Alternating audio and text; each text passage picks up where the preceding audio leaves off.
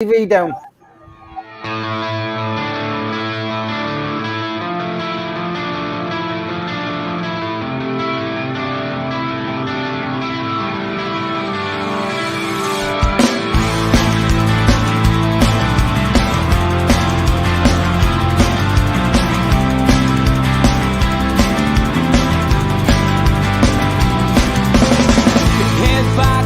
Critics attack. It feels like I've been talking to myself again.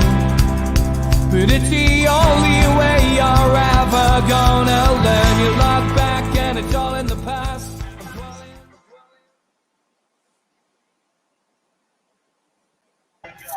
Good afternoon and welcome to NUFC Matters with me, Steve Ray. It's match day live. It's Newcastle United versus Burnley, and as always, I'm joined by supporters who are going to talk you through today's game. Someone's got their volume up. Can you knock it down on the TV? I can hear it. I'm not sure who it is. I know what he's doing. Always comical start with Kieran. What we've often done is we've given people an opportunity to present the show, and today it's going to be Chris. That's why he's in the box seat today. So, Chris, over to you, mate. I've got everything lined up. Just let us know when you want the teams up, etc., and we'll get cracking. All right. Thank you, Steve. Hello, lads. Let's look at the starting lineups. Looks like one change from the last match.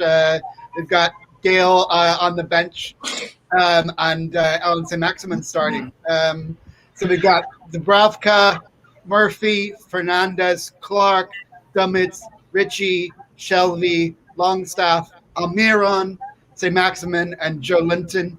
Substitutes for Newcastle: Gillespie, Carroll, Gale, Wilson, Lewis, Hendrick, Kraft, Manquillo, and Willock.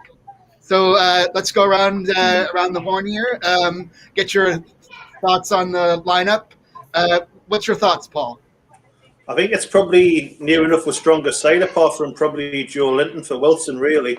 But apart from that, it's a strong lineup. It's a good lineup. Really good. All right. I don't like John Joe Shelby to get pulled outside, but I would keep him in because we haven't really got anybody on the bench who can really step in, really control the game. Okay. What are your thoughts on keeping Willock on the bench? I agree. I think he's mainly an impact player, to be honest with you. I don't think he's really hit like the heights when he first came, when he first scored on his debut. I don't think he's getting back to that level again. But this West Ham, I've looked at the West Ham team, and I don't think that's much cup today. I think we're going to get at them today.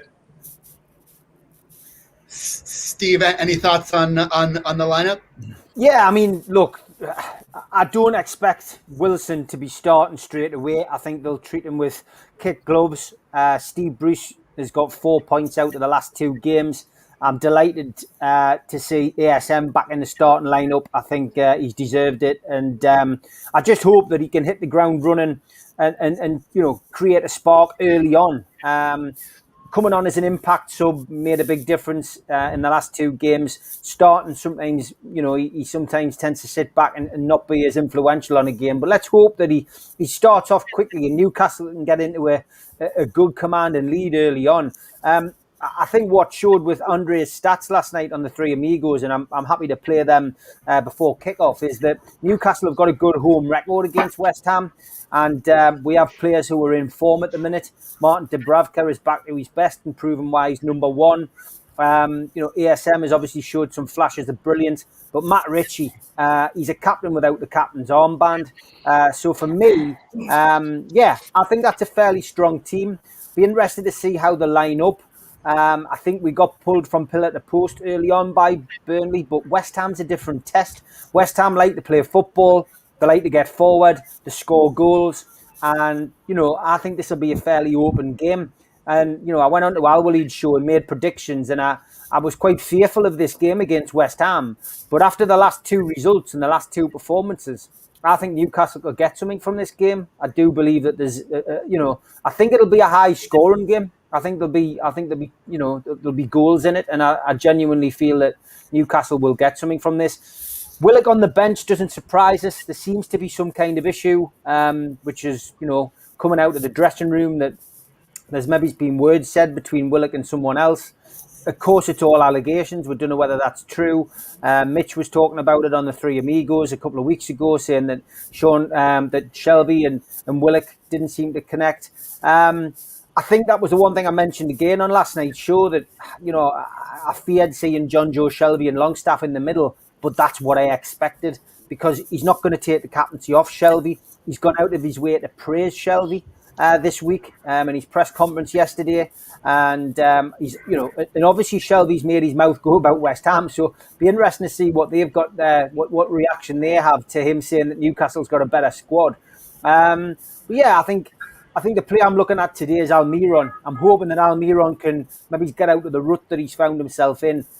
He hasn't been playing to the best of his ability. I know sometimes when he's played out of position he can't, but there hasn't been that smile on the face. There hasn't been that that effort that he's put in. And for me, I'm expecting to see something better from Almiron today. I'd like to see a bit more effort from him. But yeah, the rest of it is pretty much as it was over the last couple of weeks.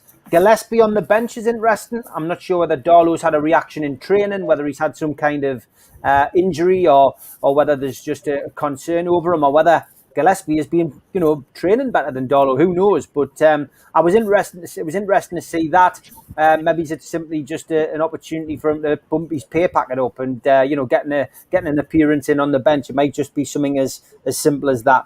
But again, the bench is strong in the sense that we've got players who can change the game. Got Andy Carroll, you've got Gale, and you've got Wilson. Of course, 3 forward players who could come on and give us something different.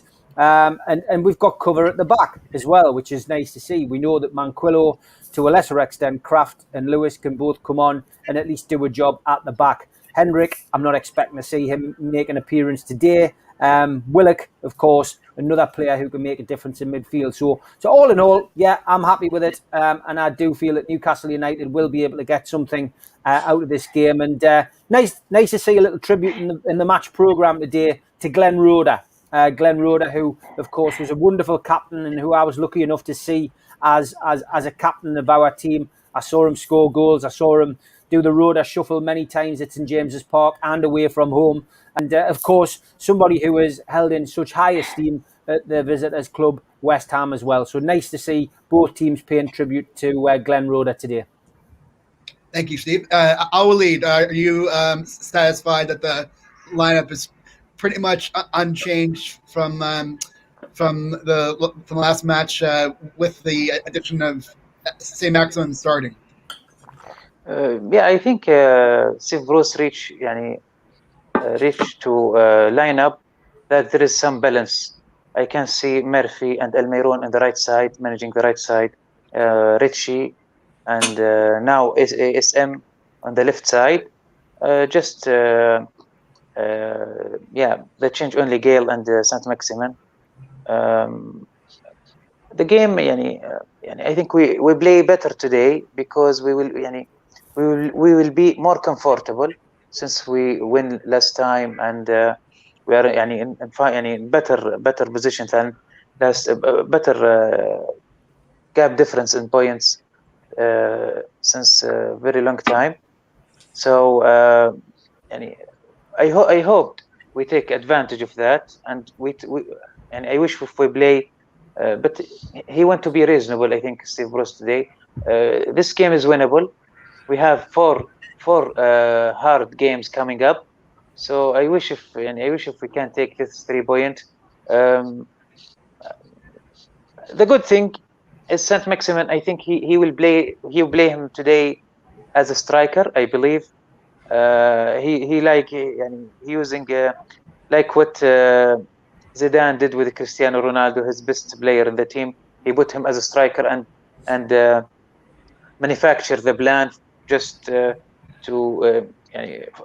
make the plan for him. I think he will do this tonight.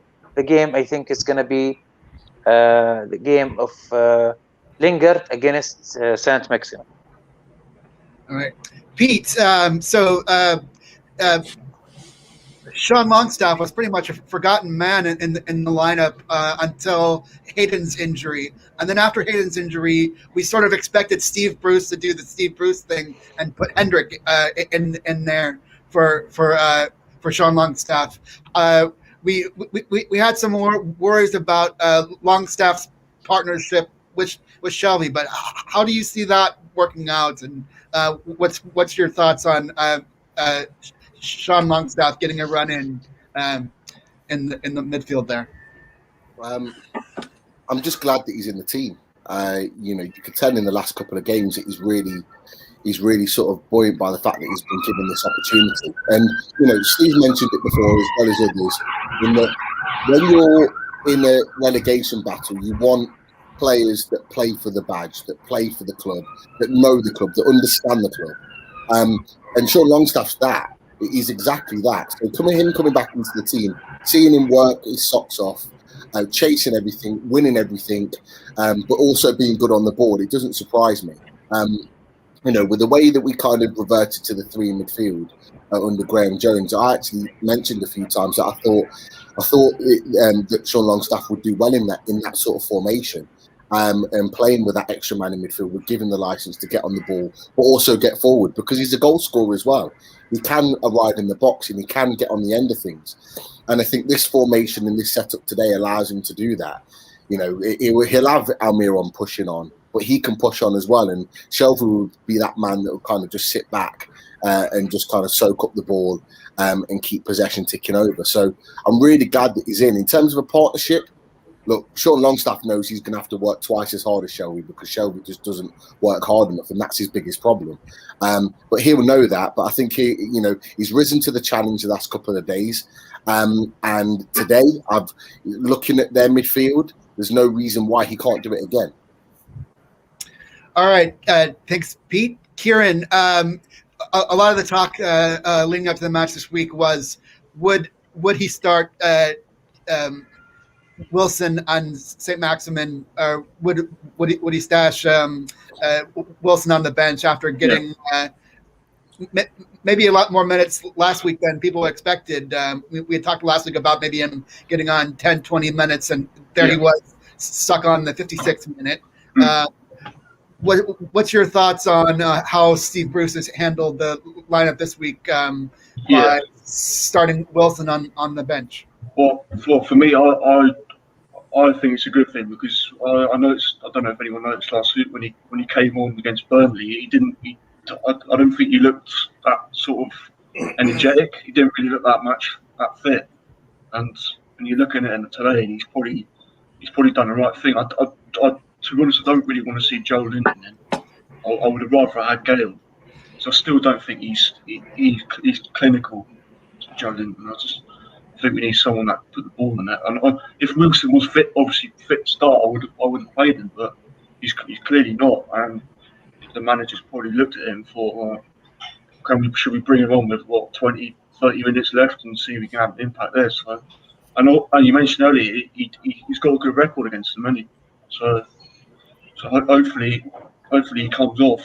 If the game's my worry is that the game's going to be that West Ham, because first half they start really well, don't they? I mean, not last week they scored 3 goals in the first half, I think it was, and we can't afford to do that. And because if that happens, then the game's going to be done, isn't it? So so hopefully we're in the game when he comes on. We've got a chance of winning it. That's my thoughts. Yeah, I've had my haircut. Hey, right, about time, isn't it? All right, thanks, Kieran. Spenny, great to see you back on dry land after your boat escapades. So, what's your thoughts on that? Pretty much unchanged lineup. Are you happy to see Gale being replaced by St. Maximin in the starting lineup, or would you have kept Gale in there and taken somebody else out? For me, Dwight Gale must be very, very disappointed, mind. Getting replaced. He's got 2 forward players next to him there. I'll deal with the situation. And he goes and plays Joe Linton instead, who couldn't even score a goal of the toffee. It's absolutely, honestly, he must be well paid off. Tell you. To me, the game's going to get lost or won in that midfield. Shelby against Lingard, pressing all the time, getting them balls in, and the opposite way with Maximum against Noble. Two old heads, head to head for me. But like I said, the team's a good team, but for me, I would have had Gale on instead of Joe Linton. All right, thanks, Benny. All right, let's go back around the lineup and get your analysis for the match and a prediction. Paul. I'm going 2-1. I think we've got to watch out for Souček in midfield, though. He's a handful. I think he's one of the danger men for West Ham. And obviously Lingard and Bowen. I like Bowen as well. He's a good little player. But I think we'll have too much for him. So 2-1 ESM first goal. Thanks. All right, Steve. Yeah, West Ham have got threats. There's no doubt about it. I mean, just watching on the TV coverage, Lingard, he scored 8 in 9 appearances since his loan deal started with West Ham, and that's great going. He's a threat. Certainly somebody we need to keep our eye on. The battle in midfield is going to be the key, really. And I said I wasn't too confident having Shelby and Longstaff alongside each other. But look, they've got games under their belt together. They've got 4 points in the last 2 games. They're up against Noble, who's no spring chicken himself, as Spenny's already pointed out. So, that's going to be that's where the battle's going to be won and lost. We've just got to keep an eye on Lingard. We don't want to let him have the freedom of St James's Park today. But for me, I do think there'll be goals. I mentioned it earlier when I was speaking, and I do think there'll be goals in this game. I think both teams will cancel each other out. I think this will be a draw. I think it'll be a high scoring draw. I'm going to go for 2-2, and I'd settle for a point against West Ham. They've done very well this season. David Moyes has gone in and he's turned the team around. It's a major success story for David Moyes after his ill-fated spell at Sunderland, and then obviously following in Alex Ferguson's footsteps at Manchester United as well, of course, and not doing too well there either, judging by their standards. So, for me, a 2-2 draw against West Ham would be good, and that's what I'm going to go for today, Chris. Thanks. I will lead. I think you're muted. I'm sorry. West Ham, they want to win because they want the Champions League seat. So if we draw at least the first half, I think we can win this tonight. All right.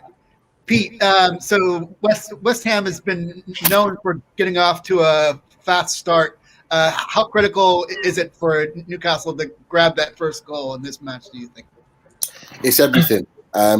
If you look at the last few games and how many goals they've scored in the first half, it is absolutely everything. And, if we start fast and we nick the early goal, I think that's going to throw West Ham. If we can keep them quiet in the first half, I believe we've got a fantastic chance of winning the game, because there are also stats out there that suggest that we score more goals in the second half and we actually play better in the second half. So actually, if we can hold them in the first half and make it difficult for them, they are known to tire in the second half. And you can see by the fact that they concede goals in the second half. So it could fall into our favour if we're in a positive position coming in at half time, that we could really take the game. But I think we'll win 2-1. But I'm the same as Steve. If we came out of here with a point, I'd be happy too. But I do think we've got a chance of wrapping up this safety in the Premier League today, because I think if we get a win today at 35 points, 9 points clear of Fulham, I think there's still points for us to take in the rest of the season after today, and I think we'll have enough to stay up. So it's a big game, but 2-1, I reckon we'll win. All right, and Jesse Lingard has been quite on form lately. Pete, is he your danger man to look out for on West Ham's lineup, or somebody else? There's 3 for me. There's 3. There's Lingard and Bowen as the front 2. They're both quick. They're both fast. They both can travel with the ball. They can both score goals. They're very, very dangerous players and good players. And then Souček in midfield from set pieces, because he just loves to get on the end of set pieces and scores goals. So there are three threats, if I'm honest. I think if we can keep those three quiet, we've got a fantastic chance of winning. Thanks, Pete. Kieran, who are you looking at in the West Ham lineup as far as the main threats for Newcastle? Well, the one that stands out most is obviously Jesse Lingard. He's the threat, and unfortunately, I think our midfield's going to come undone by him. I think you'll be looking at that, and you'll be thinking, well, there's chances here for me to get goals. I also worry about that Souček from set pieces. I've got a feeling they're gonna score from one of them as well. And, obviously Jaron Bowen as well. We should have signed him. We should have signed him when we did. We were good. 20 million quid for him still. I think could have signed him. He's a threat along with Lingard and Souček, and I think the counter attack and set pieces is where we're going to get done today. I think you know me by now. I'm realistic, and unfortunately, I think we'll get beat 3-1 today by West Ham. Thanks for that, Kieran. Spenny, what kind of lineup are you looking for from Newcastle? What's the formation you expect, and what would you like to see? I would like to say a 3-5-2, but I think you'll go with a 5-3-5-4-1. Is it 5-4-1 or 5-3-1, 3-2? I think you'll go that way. But I can see, I don't like this goalkeeper for West Ham. I think he's dodgy. He was at Arsenal for me, but we've got to back this in now, so I think we're all right that way. I'm going for 2-1 to Newcastle today, same as Paul. I'm copying off him again. But other than that, I think it's absolutely brilliant what they're doing for Glenn Roeder on the telly. I've been watching bits about it, and I've got this top one representing me today as well. Class. He was a cracking bloke. It was in my dream team as well. All right. For the panel, we're waiting. We got a couple of minutes until the kickoff here. What is? I'm sure we'll get into it during the match, but it's been quite a week off the pitch for Newcastle. The Amigos covered it pretty well last night. Paul, I'll be interested in what your take is on the week that was at Newcastle United on and off the pitch. It's just another typical week at NUFC, isn't it, really? It's like a soap opera. Like EastEnders or Coronation Street, it's just never ending. Longest running soap opera, that is, anyway. Yeah. Steve, I'll come back to you, but... Oh, sorry, go ahead. Sorry, we've just got to wait and see, really. Nobody knows what's happening behind the scenes, so we've just got to wait.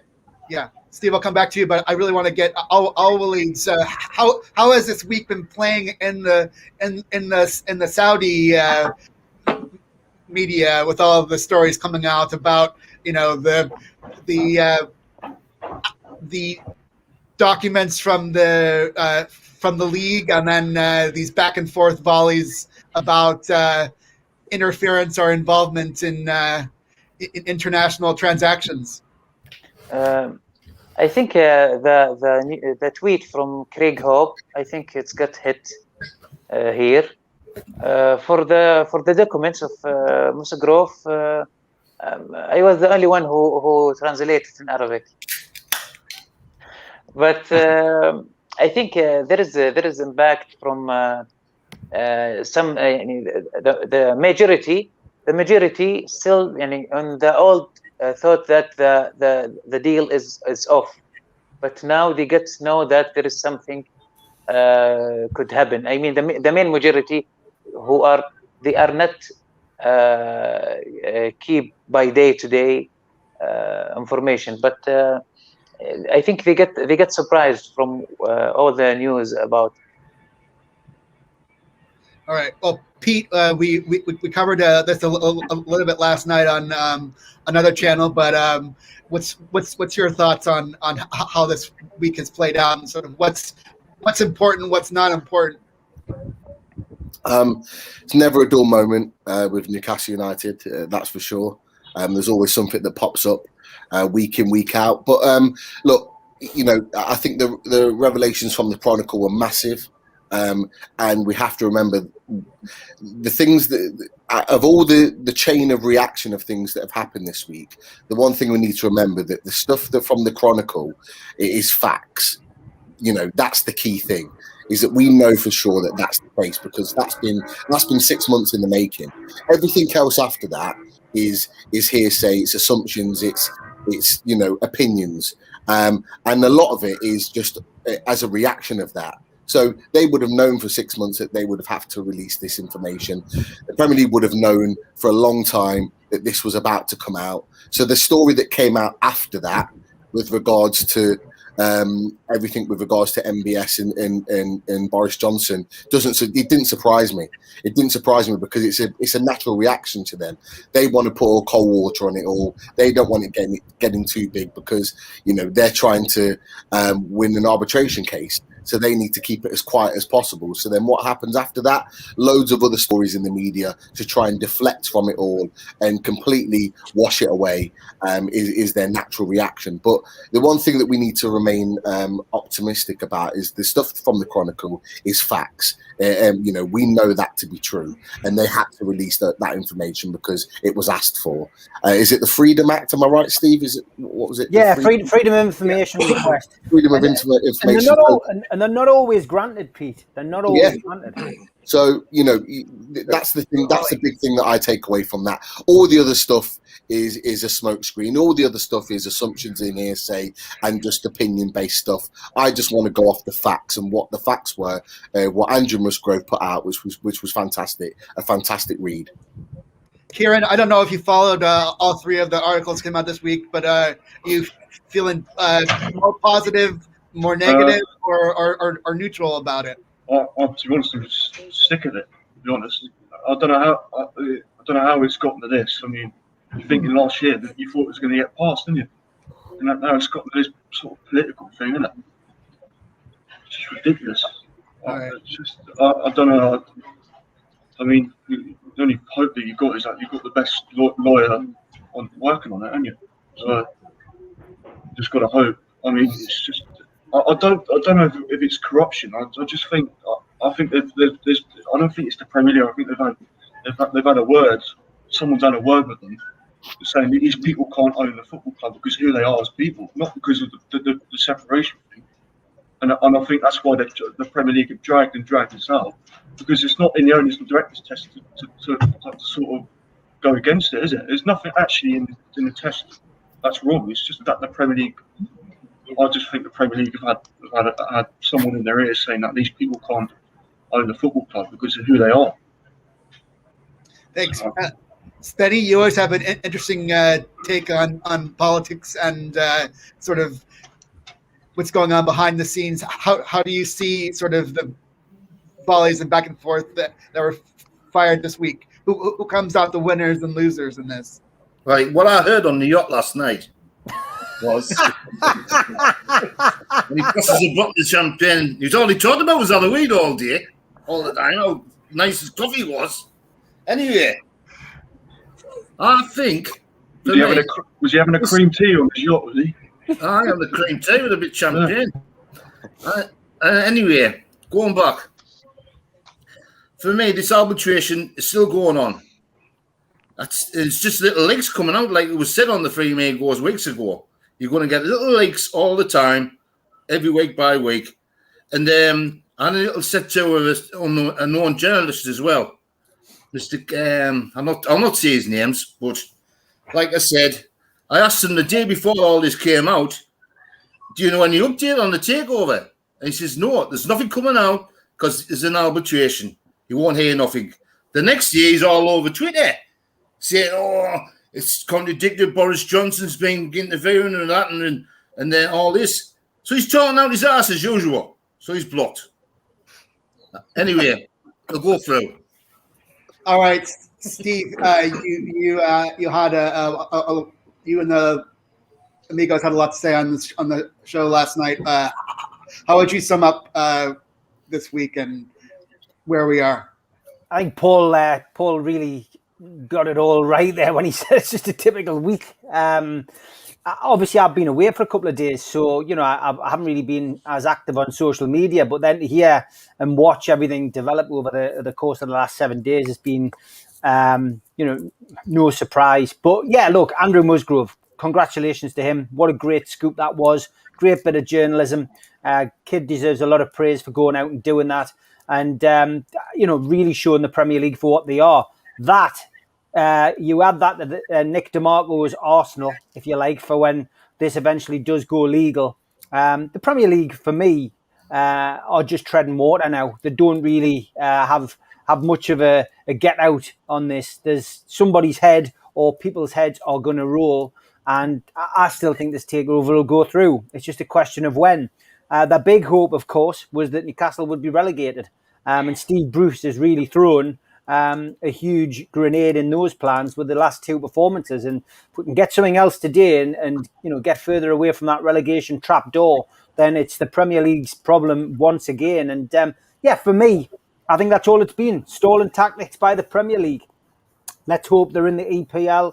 Let's hope they're in in the Championship, and let's hope that it's not our problem next season. Well, I'm afraid we are going to be their problem, and they're going to have to sort this out. And I don't see any way that it can be stopped now. I think, I think there's been a lot of stuff going around in the media this week, which is fabrication and simply for clickbait. But Andrew Musgrave and Liam Kennedy, as always, the cream rises to the top. Those two have got their finger on the pulse. Those two have done the right job. And, for me, it's much ado about nothing. Not many people know a great deal about what's going on behind the scenes. Very few and far between do. But I just think it's a matter of time. When will that be? When will it go through? Nobody knows the answer. Let's hope that we'll get it sorted so that we've got some money to spend in the forthcoming season. All right, the match is about to get underway. There was just a minute's silence observed for Prince Philip, the Duke of Edinburgh, and the match is underway. Oh, no. They all do that, don't they? So Maximin kicked off and then remember to do the... Holly's joined us, mine, Chris. Okay, Holly, sorry about that. What are your thoughts on this week and on the match? I think the takeover will still go through. I think that the leaks, which I'm trying not to pay too much attention to them, because in the grand scheme of things, they don't really matter. We need to just stay up now. But of course, it's really hard to do that because there's just constant news coming out. But I do have a feeling that it will happen sooner rather than later. I think it will happen in the summer at the end of the season before the new season starts. And in terms of the match today, I think we will win. I think it's going to be a good performance, and I think it's going to be quite a high-scoring game. In terms of Newcastle, for once, I just have a feeling that we're going to play really well, and I'm really happy to see St. Maximin starting again. And you have a score prediction for us? I went 3-2 to Newcastle. All right. So it seems like we're all expecting to get something from this match. What do you guys see as kind of the? We talked sort of before, like the run-in, about how many points we expected. How many more points do you think to get to be safe? Right about isn't it? I think we're safe now, to be honest with you. I don't think Fulham will get 6 points. I really don't. I think obviously people have been saying, we're not safe, but I still think we'll pick up more points. I think we'll pick up another 7 or 8 points, yeah. Hopefully this is 3 points today. Yeah, it's kind of, I mean, I sort of thought this talk earlier in the week about, West Brom, what do we have to worry about West Brom? I mean, for them to catch up, they'd have to be championship. It's like West Brom all of a sudden they're like Man City. It's like, you know what I mean? They're not going to get like 10 points or whatever. So I don't know why people's worrying about West Brom. We're 8 points ahead of them. I'd like to go to Kieran on this, since you usually see the glass half full. Kieran, are we safe, or do we need to get more points to stay up? I think we need more points, definitely. I don't think 35 would be enough. How many do you reckon? 20?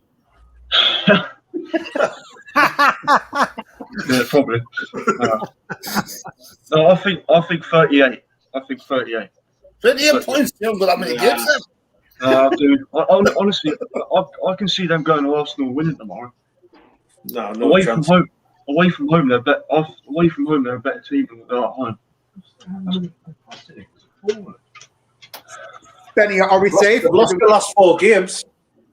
Well, Fulham. Yeah. For me, I think we're safe. Like, definitely. I think we are. This will just be, if we win today, it'll be nail in the coffin. They'll be that was totally is safe. Totally.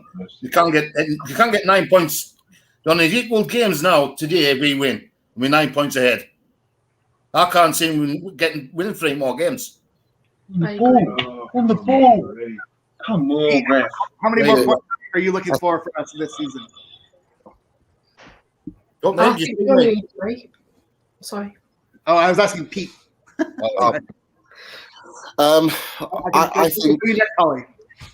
I think if we win today, I think we're safe. I think, and that doesn't mean that I think we'll finish on 35 points.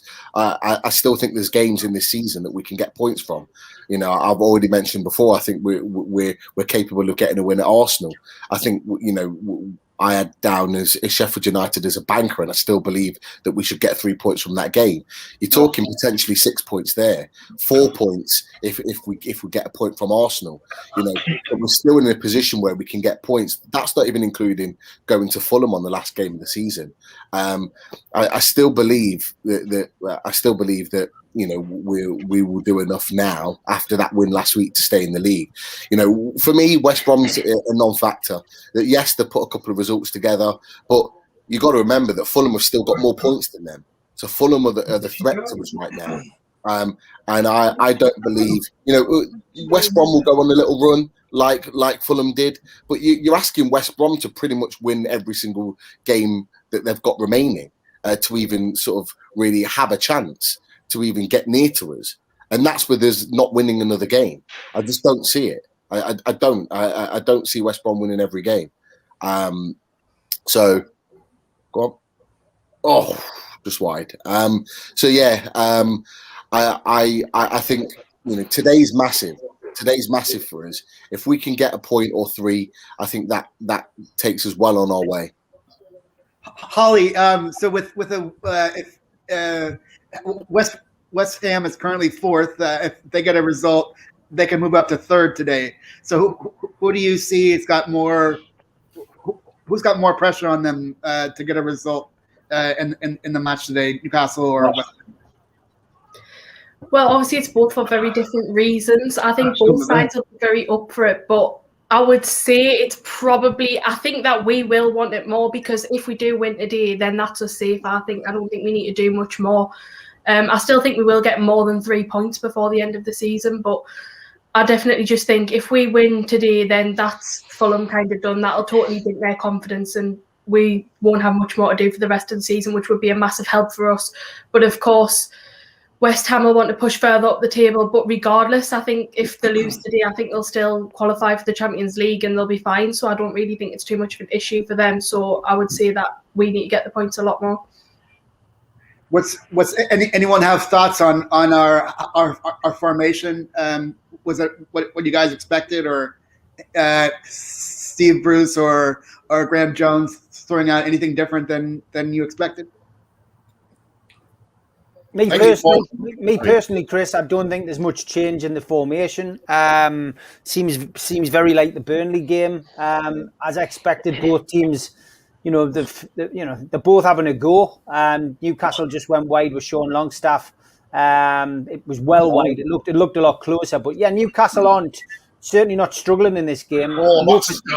No percentage stats up at the minute, but ultimately, it's fairly even Stevens. It's the way I expected it. First goal is obviously going to dictate which way this game's going to go, I think. But both teams look well up for it. He's down injured. Goes down hard. Do you think he's being targeted? He'll be targeted in this match because he's sort of not injury prone, but a bit on the delicate side for all. He's a bit of a drama queen, though, isn't he? You never know whether he's faking it or not. Yeah, it looked a fairly an innocuous challenge. I mean, he's back up on his feet now. There's a lot of play acting there from him, but hard challenge. Nothing major. Nothing major. I mean, literally, just it was a knee. Looks like a dead leg, doesn't it? Dead leg.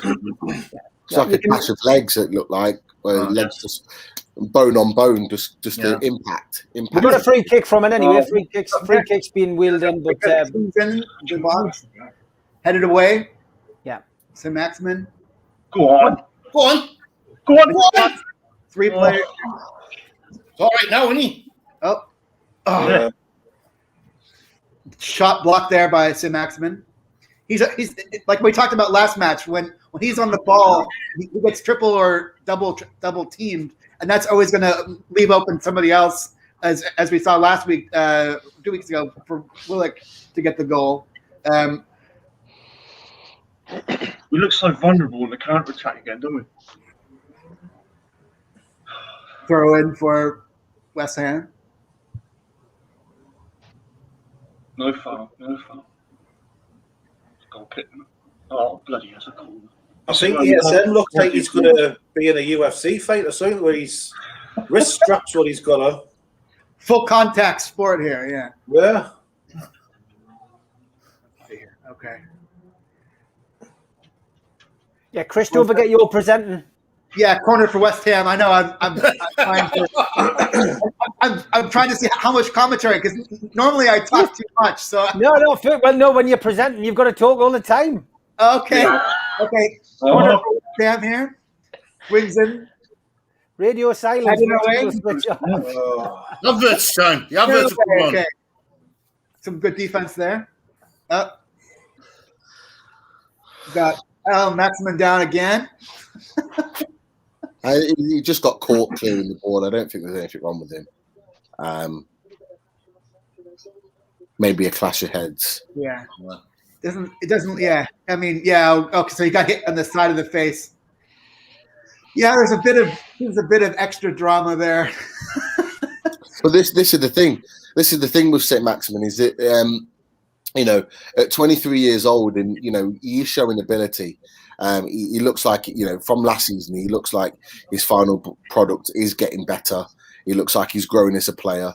But the one thing is if he's going to be successful in England, he has to get used to this.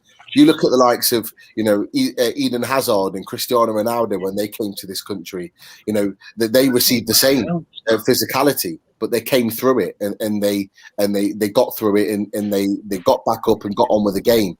The rolling around on the floor and all the rest of it, it needs to stop. Unless he's genuinely injured, it needs to stop. And that's the only thing for me that he needs to change about his game. He needs to toughen up.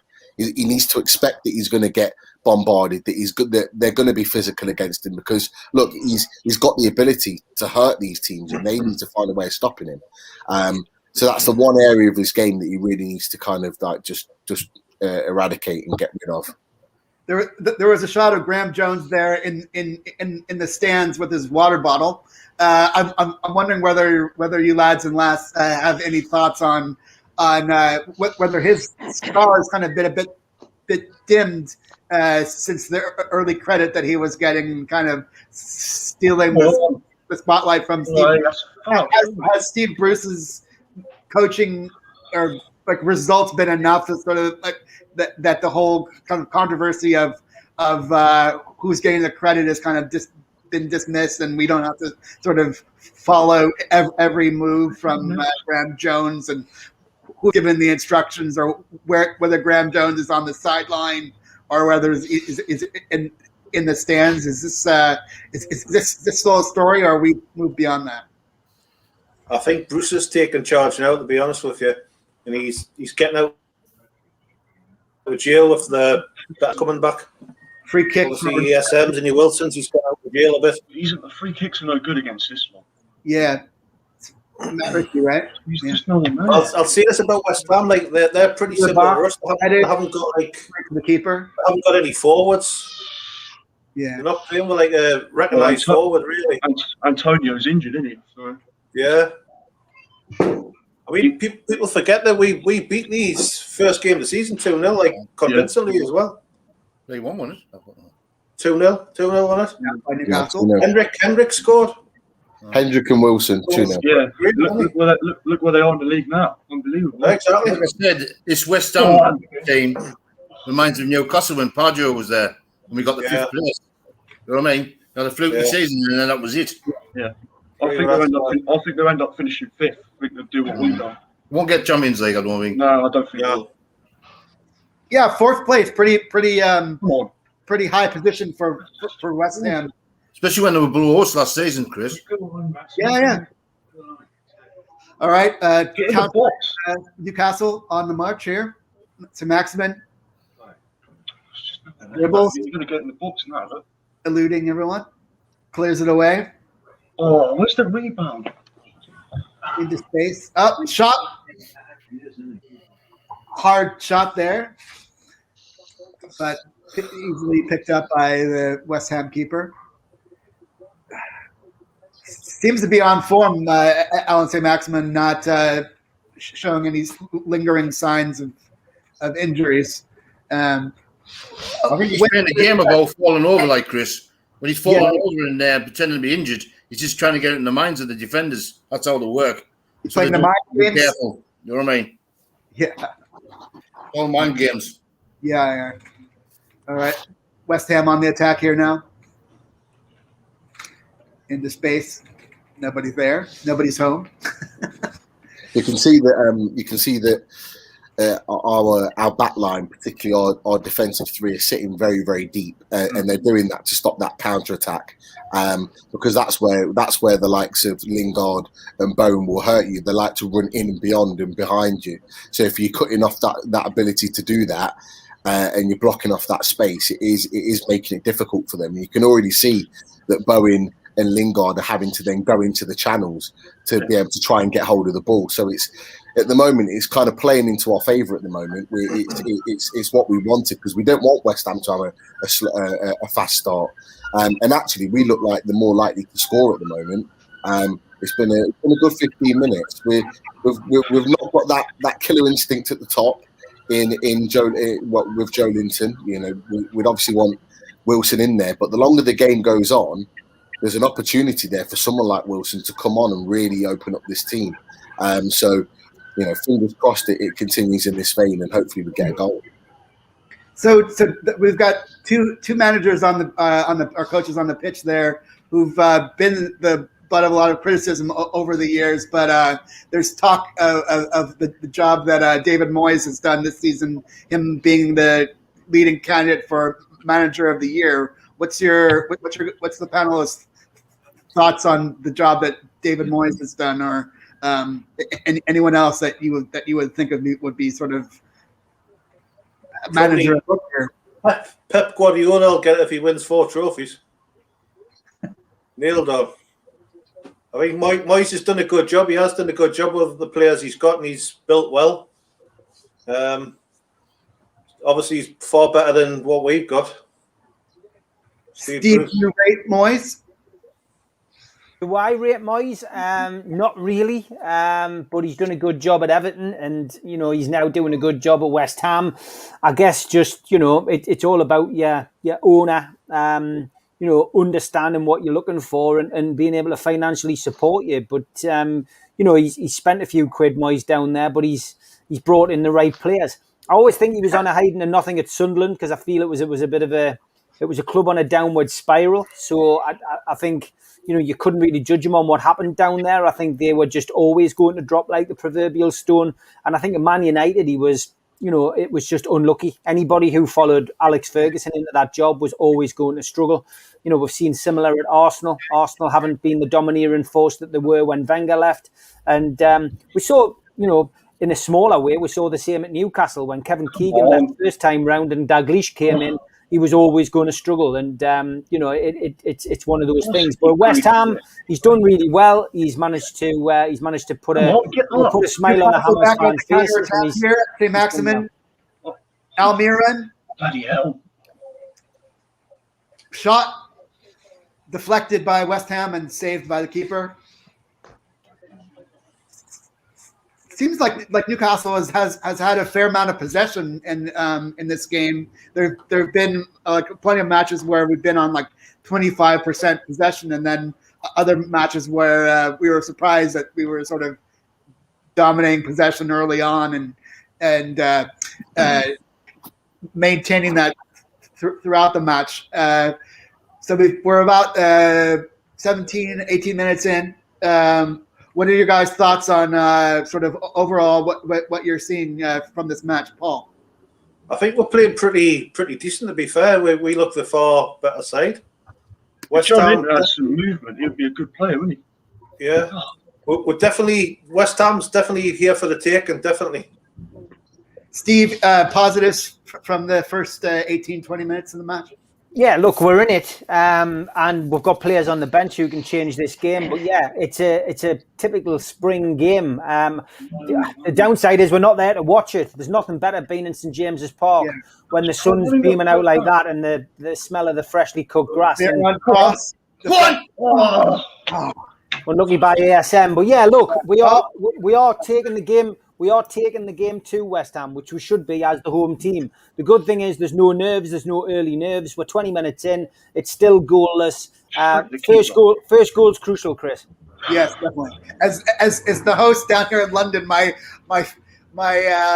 sky seems to be about a second or 2 seconds behind you guys up north. So you'll probably be seeing any action before I do.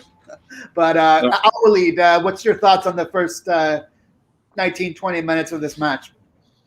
Yeah, I'm glad for what the things are. I want the first half to be at least a draw. Saint Maximin, I wish if he's addicted to dribbling. I want if we'll get better benefit if he dribble near the box, so the defender will be very careful, because if he dribble in the midfield, the defenders will be sloppy in attacking, interfere and struggle him and and injury him. So I wish if Saint Maximin will play a little bit further and center forward as he did in the Burnley game. We need. I could see we need Willock to play behind the front line, because obviously I can see. Only maybe Joelinton, and Joelinton is very very slow. I'm not happy with him too. Maybe Wilson, if we get Wilson instead of him in second half. See Maximin out. Holly, what's your thoughts on the first 20 odd minutes of this match? I think it's been good. I think we've been the better side in terms of we've had a lot more decent chances than they have, and I think West Ham is certainly for the taking. We can get the 3 points if we just keep playing like we have been. And like Steve said before, we've got players on the bench that can totally change this game up if we need them. And as long as we go into the second half no goals behind, then I think we will get the win. But yeah, we've played really well. I don't think West Ham's been as good as I was expecting them to. So yes, it's quite a good first 20 minutes, and hopefully we just carry it on throughout the rest of the game. Pete, we talked about West Ham getting off to fast starts and kind of the importance of slowing them down. Have we done that? And sort of what have you seen encouraging or not from Newcastle? It has. It actually seems like we've gone into this game with a little bit of a game plan, which is a nice surprise, because we've cut off the counter attack. We've packed out the midfield. So we're getting a lot of the ball in middle areas, because they've only got the two in midfield, and we've got the extra man, because Miggy Almiron's coming into that centre, and he's allowing not just to press high up, but he's allowed to pick the ball up to start off the counter attacks, which he's just tried to do there again. So for me, I think we're edging it at the moment, but we need to keep pushing. We can't allow them to have little bits of possession like this, so they can start to build into the game. We need to keep pressing them high. We need to keep counter-attacking them. And the one thing that's been interesting for me is that St Maximin's been getting a lot of joy in the middle of that pitch. He's got a lot of time on the ball, a lot of time to go on, hit it. Maximin on it again. into the box. Thanks, Graham. Deflected for a corner again. So sorry about that. he's getting a lot of joy in that middle area, because normally you would want him on the left hand side, and it's obviously where he got his goal against Burnley, but he does his best work down the left hand side. But today he's getting a hell of a lot of joy in there, and West Ham don't really seem to know what to do to deal with it. Hopefully at some point he gets his breakthrough. Shelby on a yellow card's a big worry, Chris. A lot of the people in the chat mentioning that with 18 minutes gone, he got booked. It was reckless, and now he's got to go the full game. Avoiding that red card. That's critical. We can't afford to go one man down. Kieran, you were the one panelist who predicted a home loss for Newcastle. Have you seen anything in the first 23 minutes to dissuade you from that result, or are you still predicting doom and gloom ultimately for Newcastle here? To be honest, oh God. Into the box. That's right. Yeah, everything's come through St. Maximin, isn't it? Shot deflected. Oh no. Everything's coming through him. Big volley there by West Ham. Everything's coming through him. We need to play as a team. We can't just keep giving the ball to him. I mean, every time he gets the ball, all he's doing is having a shot, isn't he? He's just driving at the defence. Yeah. And this playing out from the back business is it's ridiculous. They don't know what to do they? Look at this. Look. Matt Ricky had a bit of a frustrated face there as the camera zoomed in on him. He's done all right so far, actually. Yeah. Spenny lad, what's your thoughts on the first 24 minutes here? I think we're playing well because we're used to this formation now. I think it's the second or third game we've been playing this formation, and we're not changing it game by game like it usually is. And for me, the usual is the game's going to change when the subs come on. We're always looking on the bench for the subs to go on, aren't we, to improve the game? Why can't we just play with the first 11 and hope for the win? Because he's got good players on their bench and should be playing on that pitch, shouldn't he? Yeah. Well, that actually leads me into my next question. We never see Steve Bruce make halftime adjustments. What would it take in the final 20 minutes of the first half for Steve Bruce to be forced to make a halftime adjustment? Last week he went for the 56th minute versus the normal 65th minute, but so that was almost a halftime adjustment, but it was maybe based more on sort of dire straits or injuries. Probably somebody to break the leg. What do you think? Steve Bruce be looking to make any halftime adjustments, or is he going to do his typical 65th minute? You haven't lost Holly yet, mind. Keep missing Holly out of Christopher. Oh my God! Sorry. I'm trying to go around the horn here. Holly, I did get Holly. Didn't I ask you for your thoughts on the first 25 minutes? Yeah, you did. Yeah. Buddy. Here, man. I'm trying to just be going around in the circle here. I didn't recognize it because you hasn't got the same top on as me. I think you got think you got seasick from your boat trip yesterday, man. You might be a bit tipsy today. I'm on the champion now, the Kilns champion. All right. So 26 minutes in, Newcastle 0, West Ham 0. Some early threats on goal, some hard challenges on Alan St. Maximin, but going back to substitutes, Chris.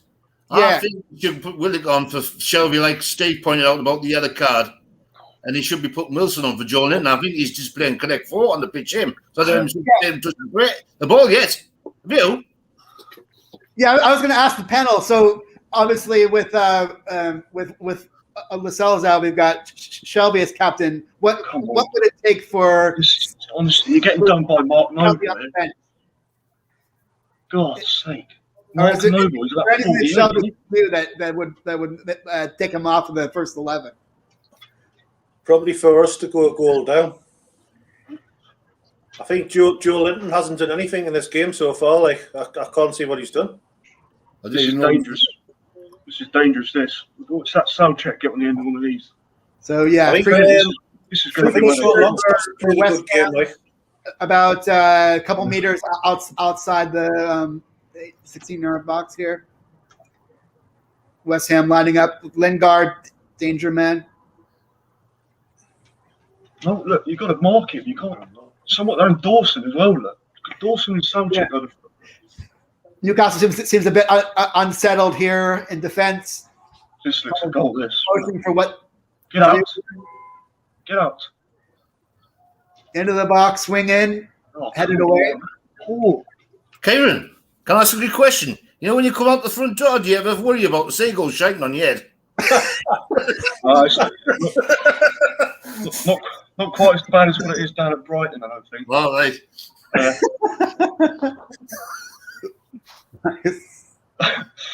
Yeah, Spenny, those were some canny photos that you showed of the shore and the castle. Jesus. In the box. Bamber Castle. Gosh. There, it's Steve. Bamber Castle. Oh my God! Look at this. Shelby. They're really making Dubravka work for this early in the match. It seems like he's getting a lot of challenges here. I think Pete's going to be up there. Like in the summer, he said he was going. Bamber Castle. Yeah, I head up there as soon as we can in the summer.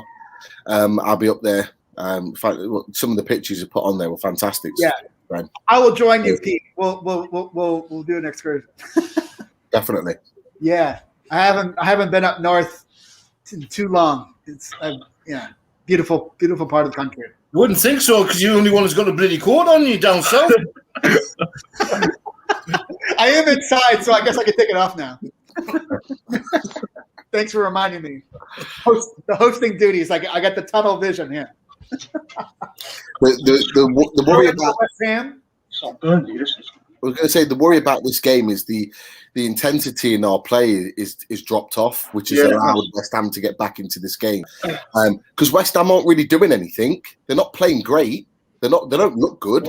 But come on. They're now building more possession because we're allowing them to. Because our intensity, our press, our work rate off the ball isn't good enough.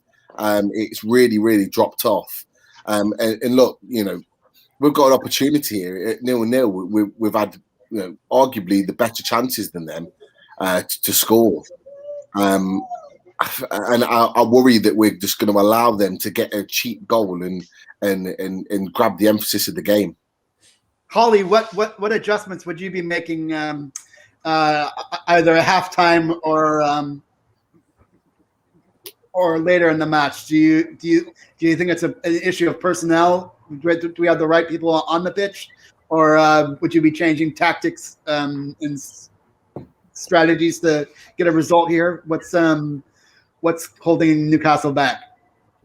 I'd bring Joe Willock on for John Joe Shelby because I don't think that's good that he's on that yellow card already, and there's probably a high chance he could get another one on Shelby because he's done it in the past before, which we can't afford to go down to 10 men whatsoever. And then also I'd take Joe Linton off because he hasn't done anything. I mean, they said his average position in the game is literally on the halfway line, so that's literally not going to do anything for our goal threat whatsoever.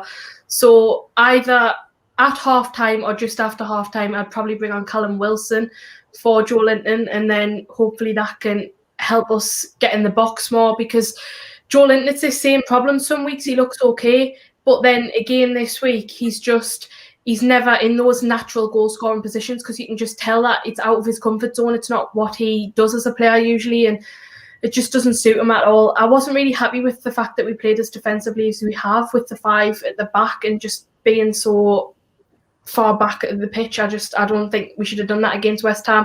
Hopefully we can go for a more attacking formation, but as long as we don't concede, then I'm pretty happy. But we really need to take Joe Linton as a priority, I think. Lucky.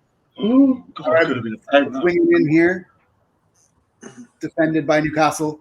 So what is, for the panel, what do people expect? Everyone's expecting Wilson to get a sub in the second half. Holly's calling for Joe Linton to be the sub that's taken off. Does anyone expect Steve Bruce to try to play the second half with Wilson and Joe Linton, and a typical thing of taking Almiron off, or Would you play Wilson and Joe Linton together, or would you just do a straight sub for Joe Linton? To be honest with you, Chris, I'd make a straight swap. Take Joe Linton off because he's not contributing anything towards the side. I mean, the problem is with Joe Linton, he seems to run into where a West Ham player is. He doesn't run away from them; he runs into them. His positioning and his all-round play is just terrible. Really is bad. Steve, what's it going to take for Steve Bruce not to play Joe Linton? Well, I think that ship's already sailed, mate, to be honest. Joe Linton seems to have, and I said this last season, seems to have a clause in his contract that he has to play at least some part in every game. I expect even if Joe Linton was injured, he would get wheeled on in a stretcher for his obligatory 30 seconds just to get some extra paycheck. But yeah, I mean, look, there's been an improvement. I've criticised Joe Linton many times. There's been an improvement. It's still not Premier League class. He struggled even against lower league opposition in the Cup. But I just get the impression that Steve Bruce and Graham Jones and the rest of the coaching staff get the impression that having him as the focal point and as the person to hold the ball up or lay the ball off is a better option than having Dwight Gale, who clearly doesn't want to play for us anymore or doesn't want to play for the manager, or having Andy Carroll, who clearly cannot run or jump without injuring himself. I think that's where we're at. And with Callum Wilson also, tentatively coming back from injury, I think this is the reason we're seeing more and more of Joe Linton. But look, at least he's trying his best. He's putting the effort in. We said the same about Kraft. When he's played, Kraft is nowhere near Premier League level. When he plays, he tries his best, but he's just not good enough, Chris. Walid, is Joe Linton the best option for you of Andy Carroll and Dwight Gale? And is Steve Bruce used to be Mr. Steve Bruce to you? As the downgrade in title been partly because of he's only going to he'll play Joe Linton every week, no matter whether he starts or comes off the bench. How do you see the Joe Linton relationship with Steve Bruce? Okay, we talk a lot about Joe Linton, but it's depends on the way how we play. I say that I think before, and I'm saying it again. We play extra player in defense. I see El Mayron very behind, not in the usual position. He should be in the right side. So we just no opportunity creation. Come on, for the. Go on, hit it. So one-on-one here. Yeah! Come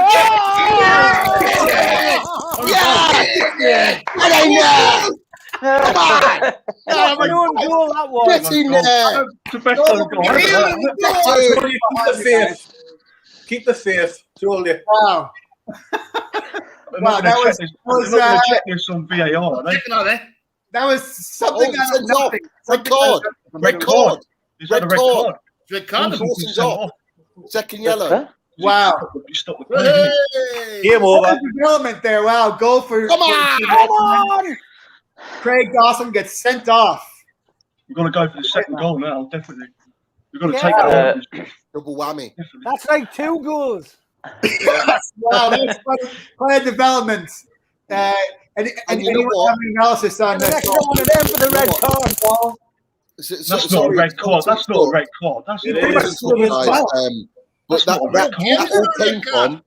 all came from Joe Linton. Get him off. That all came from Joe Linton. Yeah. So is that an own goal or is that a Own goal. Own goal. own goal? I scored one very similar. Wow. Wow. Quite a Yeah. wow. Bloody hell. Wow. And I think he injured the goalkeeper as well. I think that, Eloise, boy, every time it comes Eloise to score. wow. I don't think anyone had that on their in their betting betting sheet for the own goal. So Newcastle is up 1-0, 27 minutes into the match. Does this change? Would you guys?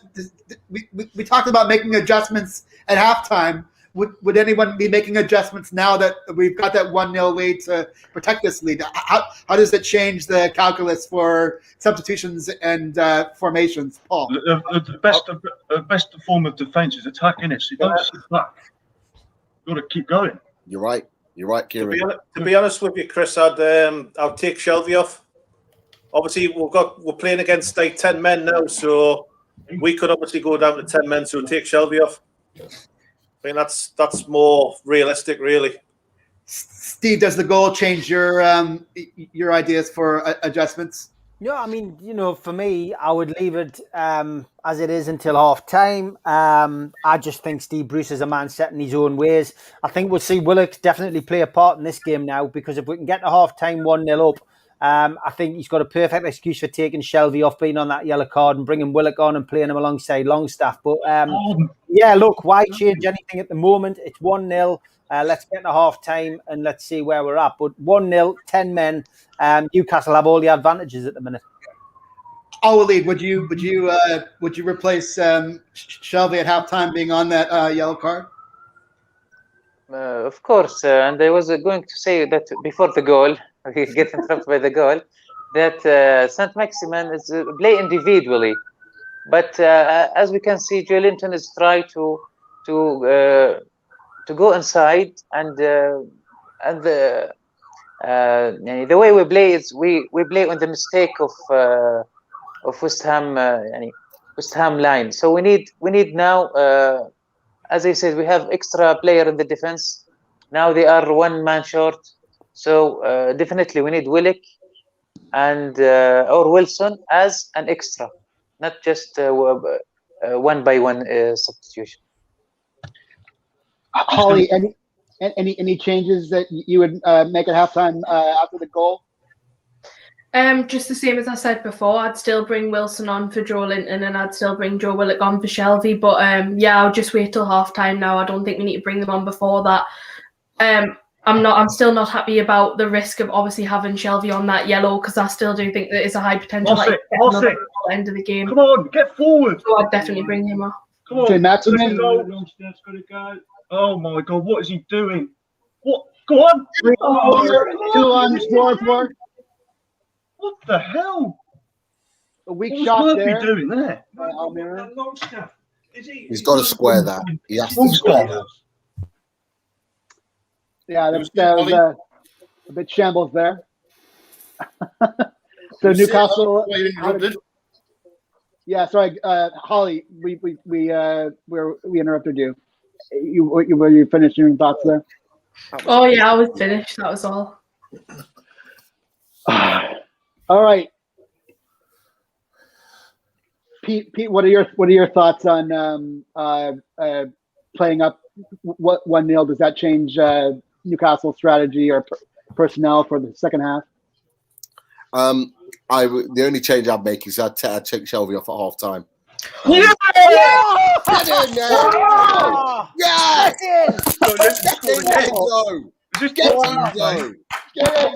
Get in there! That's a game. Just got you checked on the VAR here, because We're going to have to come up with a song for Joe Linton at this rate. it's trouble. Steve, what happened to your... What today? Where's your cracker, Steve?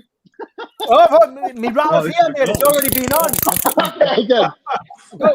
You won't get One easy. Joe Linton. There's only one Joe Linton. Wow. Get in there! Wow. He wasn't offside, was he? Just the game, this. I can see in the summer, new owners and me brand new Castori shirt on with Big Joe 9 on the back. Big Joe. So Pete, does this change our calculus on giving Wilson some minutes in the second half? Would you protect him with a two goal lead? Well, Stopping him on? I would not be surprised if they get into the change rooms at half time and Callum Wilson is going mad at Steve Bruce to say, get me on the pitch, because he's a goal scorer. And Yeah. Callum Wilson's going to want a field day today. He's going to see goals in this game and he's going to be saying, you know what? I want to be on. Get me on the pitch. Get me get me up there so I can score some goals, because this West Ham team look like they've just crumbled after that particular first goal, and obviously the red card. But I still would maintain the same. They are going to do whatever they can now to try and get Shelby sent off. So he needs to be taken off as a precaution. We can't afford to give them any route back into the game. It's situations like this, set pieces, throw-ins, anything like that, they're going to try and get in to get back into the game. The one thing I'm going to have to do now is buy a box of chocolates, because Kevin Friend actually lives around the corner from me. Who's the ref today? And I speak to him all the time. Come on. So I'm gonna have to send him a box of chocolates to the house just to say thank you. Okay, another chance here for Newcastle. Oh my God. Shot. Great effort. Great Goal effort. in again. Yeah. Gosh, I think everything that was all of our talk sort of, what do you do with a problem like Joe Linton that lights a fire under him? Kieran, would you save would you save Wilson minutes? How many minutes would you give Wilson in the second half? Well, I personally think you could probably get him on start the second half, because there's more goals than this, isn't there? I mean, you've got to. I tell you what, certainly weren't expecting this. No one was expecting this. Yeah, I did. You're right. I went 3-1 West Ham. I thought they'd do us today. Yeah, I mean, not just Wilson. You can probably bring Gale on as well, couldn't you? Yeah, Spenny, would you bring on Wilson for the second half? Take off Shelby. Bring on someone else for Shelby. I'll bring on, well, like we said already, and I'll bring on Wilson just for match fitness, tell you the truth, to get him fit enough for the next game. That's what I will put him on for. 20 minutes to go, like his usual thing, 65th minute, get him changed. Like I said, Shelby might hopefully 2-0, but it's been the last long time since been 2 goals up at half time, isn't it? Yeah. We'd have to get Andre on here, Stato, to tell us when the last time we were up. Definitely hasn't been this season, has it? I certainly can't recall. No. All right. So it's 44. We're coming up on halftime here. Pass it. Newcastle 2-0. Oh God! Here comes Almiron. Go on. Almiron. Oh my God! Joe Linton. Loses the ball. Train's son says he's never seen Kieran so positive. That's what a 2-0 goal. We're 2-0 up with a red card. What do you expect? So guys, I want to let you in on a little secret. The whole first half until about 5 minutes until the goals, I was wearing my headphones and they weren't on. So I don't think I was blocking out any noise, or I certainly wasn't hearing you guys through my headphones. But now I think that was what turned it on. I turned the headphones on and then the goals started coming in. Anyway, let's see. So yeah, it's 2 minutes of extra time here. So you guys are a little bit ahead. So we're closing in on halftime here. Okay. Beautiful day up north. Definitely. Colin Wilson says it's nice to see Kieran's teeth. Teeth. With your smiling, Kieran. Oh right. Okay. Happy days. Yes, I think if there's a game that could turn around Kieran's pessimism, maybe it's this one. Yeah.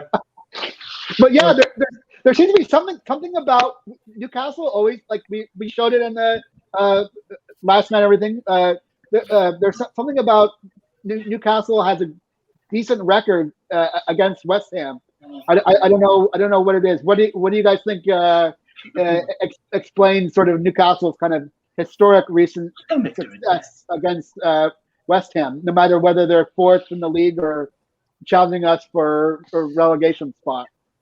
Tell you what, Christopher, it reminds me of a pylon I got on Twitter a few months ago. Me and Paul were on it.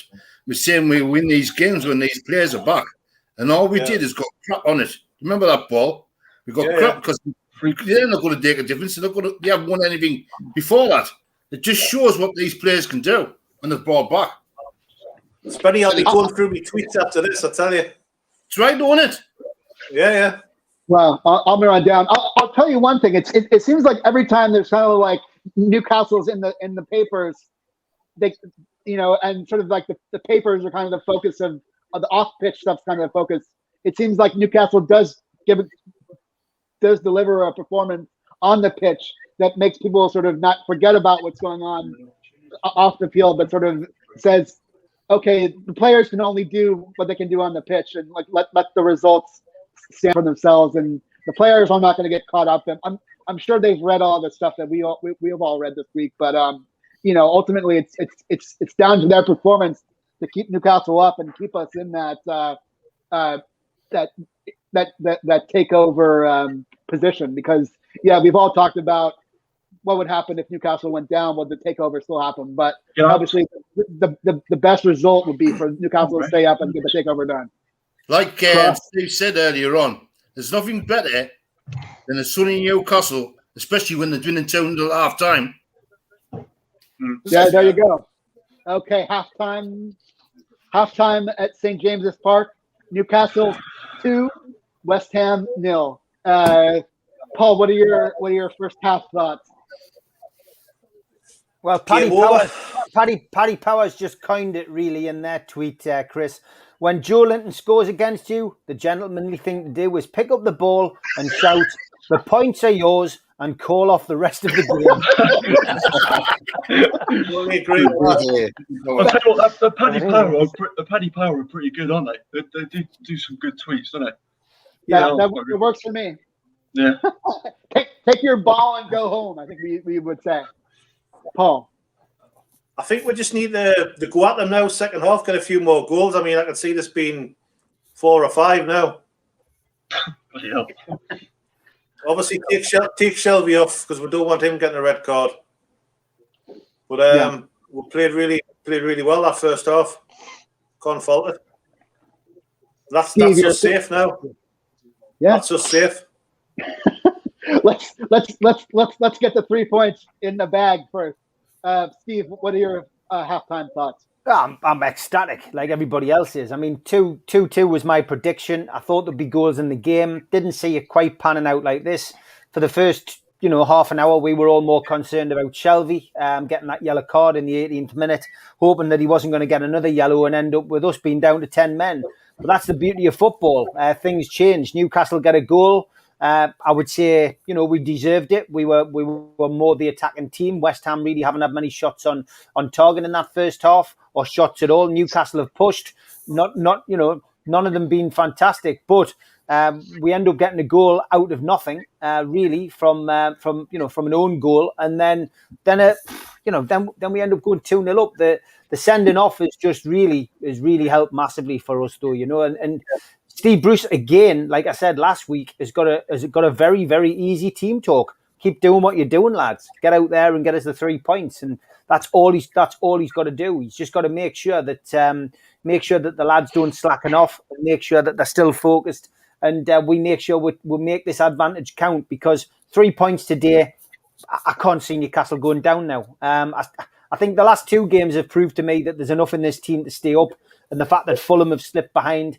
I'm not worried about West Brom. I just genuinely feel that there's more than enough in this squad to stay up. And maybe Shelby coming out saying that we've got a better squad than West Ham was based on what he's been seeing around the training ground. But yeah, really happy. The Rattle's back in full working order, and everyone's got a smile on their face. Long may it continue.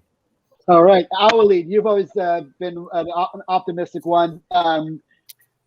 What are your thoughts on this first half performance? Did you see this coming? Did you think that Newcastle had it in them to be 2-0 up on a 4th place West Ham squad at halftime? I said at the beginning we should be comfortable, and I think we look comfortable, and we feel safe. So it's a chance to play more. We play more in a comfortable way, but I was to be fair, it's and I can say, okay, the team did good in defense. The defense is a great defense, and of course, because we have extra player in the back, just and he said maximum. It's mostly individual, and he's on fire. These days, this is what we and this is what we help. I think with the goals for first goal, second goal. It's weird mistake. Maybe the ball was circle and gloves hand of the goalkeeper. I think Joelinton. I think he will take the picture of the. He will be in Genesis record because I think this is first. I think defender get red card, two card to be to just stop Joelinton.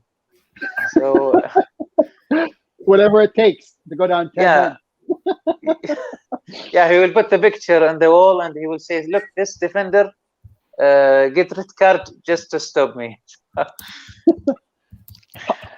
Holly, what's your halftime thoughts? Newcastle up 2-0. Of course, it's been brilliant, really, and I think my thoughts have changed a lot from the past 5 or so minutes because obviously I know I said that I'll bring Joelinton off, but of course you can't do that now, really. Callum Wilson, I would still bring on at some point, like I think it was Spenny that said before, just to get his fitness up, even if he played 20 minutes or so. But yeah, I don't think we need to worry, and I think, of course, we've definitely won this game now, and that's a massive, massive help in our survival because we win this game, and I really think we've done enough to stay up now because I don't think Fulham will catch us with 9 points to go. I can't see that happening. So it's really, really good, yeah. And I'm so happy for Joelinton as well because he gets criticised all the time, and often he doesn't play well enough. But when he does do well, you've just got to give him all the praise you can. Really. I'm really happy for him, to be honest. It couldn't happen to a better player. Pete, what are your Ollie, you would have put that goal away. I don't know about that, but Pete, do you think that Steve Bruce is feeling pretty good about himself at halftime, or what do you think he's telling the players at halftime and in terms of the second half? What he should be telling the players is we get the next goal. We kill this game as a contest. So that's what he should be telling his players. What he's telling his players, I have no idea because I think he changes his mind every 5 seconds of what he wants to say in terms of to the press or to the players. And to be honest, I think probably Graham Jones is doing most of the talking in that changing room at halftime, if I'm truly honest with you. But they should be saying, you know what, these are here for the taking. After that first goal, they crumbled, and yes, we were fortunate with the absolute clanger that Fabianski gave us, and we'll gladly take it. But at the same time, they are still a threat from set pieces. They are still picking up set pieces. It only takes one goal to change the game, and they've still got attacking players that could hurt us. So a third goal should kill it mentally as a contest for West Ham, and we need to be the ones to get it. We cannot afford to drop off our intensity. We did that for about 10 minutes in the first half, and West Ham was starting to get a little bit more control into the game. And then all of a sudden, it takes Joelinton, who was fantastic in the first goal, to nick that ball on the halfway line. It's not the first time he's done it in the first half, to be honest. He's done it 2 or 3 times, actually. And he set Maxi on another fantastic run. So we need more of the same. We should be coming out there confident. We should be coming out there thinking, right, we need to see the game out. I'll be shocked if I see Shelby coming on in the second half. I think Willock needs to come on. And he will add the bite in midfield. He will add the work rate and the intensity and what we need to see out of this game. But we definitely 100% need to get the next goal. 100%. Kieran, if you were addressing the team at halftime, what would be your message to the squad? Get that third goal? Definitely get that third goal, kill this game off. There's definitely a third goal in this for us. All we can't do is let them get back into it, because you know what we like. We have a habit of bottling it, and so we've got to be extremely careful on set pieces and obviously the odd counter attack, because they do look dangerous. They still look dangerous going forward there. So I think a third goal will kill us. So I didn't realise as well, if they win this game, they go 15th. I never would have said that a few weeks ago, isn't it? Above Brighton and Burnley. Yeah, well, that's good because you don't want us being that team that's looking over Fulham's shoulders. You want Fulham to be sort of looking at Burnley and Brighton, not us. So, 9 points would be massive for me. Spenny, you're a military man. You've certainly heard your share of rally the troops speeches. What would be your message to the lads at halftime? I think, like the lads said, some of the lads said, Jonesy will be the one who was taking the team talk for me. But like I said, just like what Steve said, just do what you're doing. Done in the first half. Just go for it. Get a couple more goals in. You know what I mean? It's all about the goal difference. You're not out of it yet. Yeah, and if you're a Newcastle fan, as long as I've been, 2-0 doesn't win you a game at half time. There's always something in the game. Yeah, I definitely have the sense that Newcastle is in control of their destiny. There's no looking over the shoulder at what the other club results are, whether above them or below them. They've, it's always been kind of in their control to get those points to secure safety, and it seems like they're well on their way to doing that in this match. So if Shelby doesn't get taken off at halftime, what do you think the message is coming from Bruce that he's kind of asleep at the wheel or not fully in command here? Or Paul, what do you think if we see Shelby come back off with that on that one yellow card? I think if he comes out second half, obviously Bruce will tell him not to do anything stupid. There's obviously West Ham we're going to come out with, and they're down to 10 men, so I just think I can see more goals for Newcastle. I can't see West Ham coming into the game. I really can't. Yeah. I can't. Even if we went down to 10 men, I can't see them scoring 3 goals.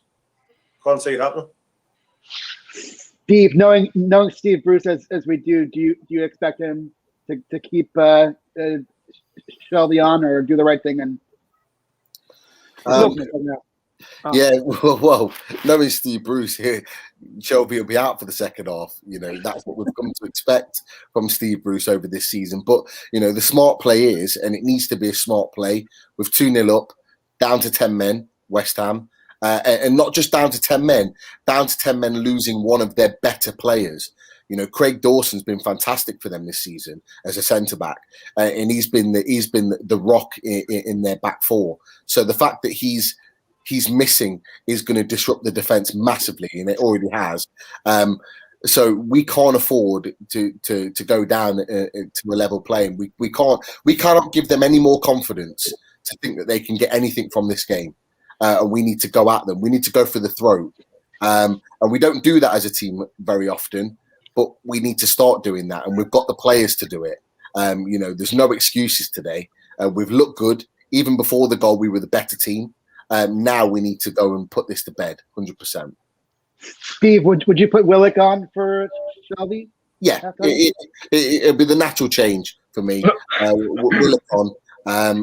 He's a lone player. He's expected to play. He'll be chomping at the bit, a little bit like he did when he came on at Tottenham. Because you could tell in his interview after the Tottenham game, he was annoyed that he wasn't playing, that he wasn't starting. But he came on and made a difference. And I believe that if he came on today, he's got something that would offer us a little bit different as well. And I think what you'd find is that Longstaff would go and do that sitting role that Shelby would do, and it would allow Willock to go on and bomb forward like Miguel Almiron and Longstaff were doing in the first half. Steve, one player we haven't seen anywhere near the lineup is Ryan Fraser. What do you think is going on with him? Is he injured or sulking off? Yeah, I want to give the sponsors a quick shout out first, Chris, while I can, before I forget. So Spider VPN for your internet security, big shout out to them being the sponsors for us for the last 3 months now. Big shout out to Gareth and the lads. I know they're always watching the show. Also, a big shout out to our sponsor for this month, Arcot Interiors. Visit their website, arcotinteriors.com. Give them a ring on 0191 265 8663 or email them at enquiries@arcot.org.uk. Also, a big shout out to John from qtechshop.co.uk. I think he's given away a t-shirt in the chat today, so give him a shout. And John from Jab Signature, who designs all of our flyers. Don't forget, you can contribute to the Matchday Bucket for the food bank. Just visit nufcfansfoodbank.co.uk and make a donation, just like you would if you were going up to St James's Park today at the match. First time visitor to the channel, subscribe, hit the Newcastle Legends button in the bottom right hand corner, and that's it. You subscribe for free. Hit the thumbs up to like the channel, and hit the share button to share the broadcast, and also join the chat, join the comment. Plenty of nice people in there for you to talk to, and that rounds off this advertising broadcast. As for Ryan Fraser, Chris, yes, I just feel that he's not happy under Steve Bruce. He's not getting the opportunity. I think Malcolm MacDonald and John Gibson covered it really well on the show on Thursday, that he plays really well for Scotland and certainly seems as if he's enjoying his games for Scotland. But when he's come back to St James's Park, he clearly doesn't look happy. I think maybe he's one of those people who can't cope with Steve Bruce. And it's as simple as that, really, Chris. I think he's injured. I don't think we'll see a lot of him between now and the end of the season. But teams are back on the pitch. Yeah, teams are back on the pitch, getting ready for the second half. St. Maximin leading everyone in the drills here. Shelby's still on the pitch, is he? Well, he come back up. He can't, everything's surely. training together. I don't think they've separated yet on first 11. Nice that table, like, isn't it? Closer to, like Stuart has pointed out there, we're closest to the top 10 than we are on the bottom 3 in the moment. Mm. Knocking on wood. Okay, second half about to get underway. West Ham kicking off. Yeah, Shelby's still on. He doesn't want to change it, does he? He never changes that after. No change. Anyone see any? I don't see any change. No. No, Shelby's out there. He's out there. Yeah, no Shelby's change. out. Yeah, with the win today, we're only then 3 points off our usual position of 13th. Yeah. I think it's either Wolves or Palace that are in 13th place. So, it would look certainly a lot brighter if we got the win today, which we could do. Daily Mirror are pumping some rubbish again, just to let everybody know watching it, that PIF are interested in Inter Milan. Another story which has been dragged up from about 6 weeks ago. Daily Mirror now running it as if it's just happened. Absolute bull. Completely ignore it. That isn't the case. PIF are waiting to take over Newcastle United once the arbitration has been completed. So anyone sees that story, please do not inbox me about it. It's an absolute fabrication. Absolutely. Inter Milan players have been playing for 2 months. Yeah, I know. I was going to say that. Yeah. I want to ask you guys. Yes. The document from Mr. Grove, does it came in other famous newspaper in England? In the Daily Mail? Covered very well. In the Telegraph. Telegraph, it was covered very well. Mail wasn't. Yeah, the Mail is not a top. It's not an elite newspaper. It's kind of a bit of a tabloid. Yeah, it was the Telegraph followed that really. Yeah, because I see the rubbish news is most they prepare themselves very well. It's most the newspaper, but the real documents from Mr. Grove, it doesn't cover it, I think, very well by all newspaper. Which is surprising to me. You have to understand that in the UK, a lot of the papers have a political agenda, and you have to sort of consider the source of who's reporting it and who's not reporting it, and then sort of like who their agendas are and sort of what's going on behind the scenes. It's not surprising to us down south that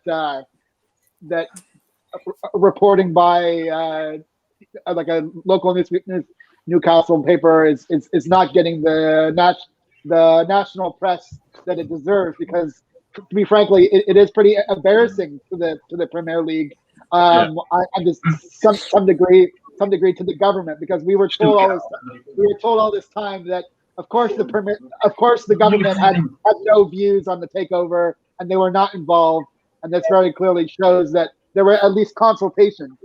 The Johnson government. I don't know. I don't know if any of you agree, but if this goes through, would any of you take that Anguissa from Fulham? I think he's a hell of a player. I think we need something in that midfield. Better players than him about. I think we'll be looking at better players than that, mate. I was going to say. What about Basuma from Brighton? With the amount of money we'll have. That's a Mike Ashley signing. That is. He looks like a talented player, but you say that he's been coming off the bench for Fulham in the last 3 or 4 games, and they've lost. He's changed the game. He changed the game from last week, didn't he? He has, but he's not really a player. Closing down the ball. Under ownership, he's not really a player that you would want to be coming to Newcastle. There are much more talented players out there across Europe, not just in England, that we'd be wanting to bring to the North. There's no doubt about that. Joe Linton's doing more running here than I've seen him do maybe all season. We'll have to see how many miles Joe Linton's covered in this match. Do you think they signed Koulibaly from Napoli? Remember that last year, the report last year?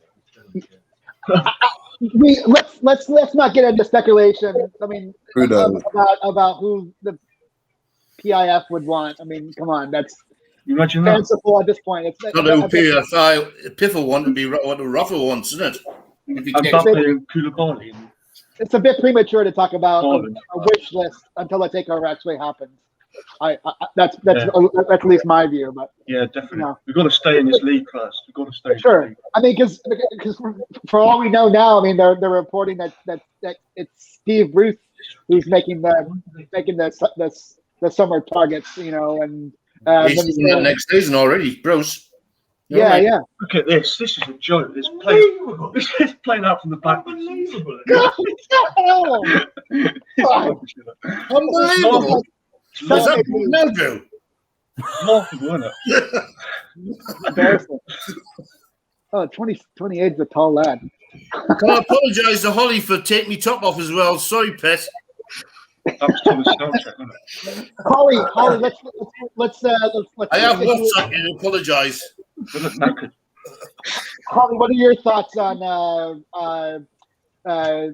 this match, or sort of Newcastle's place in the league, takeover?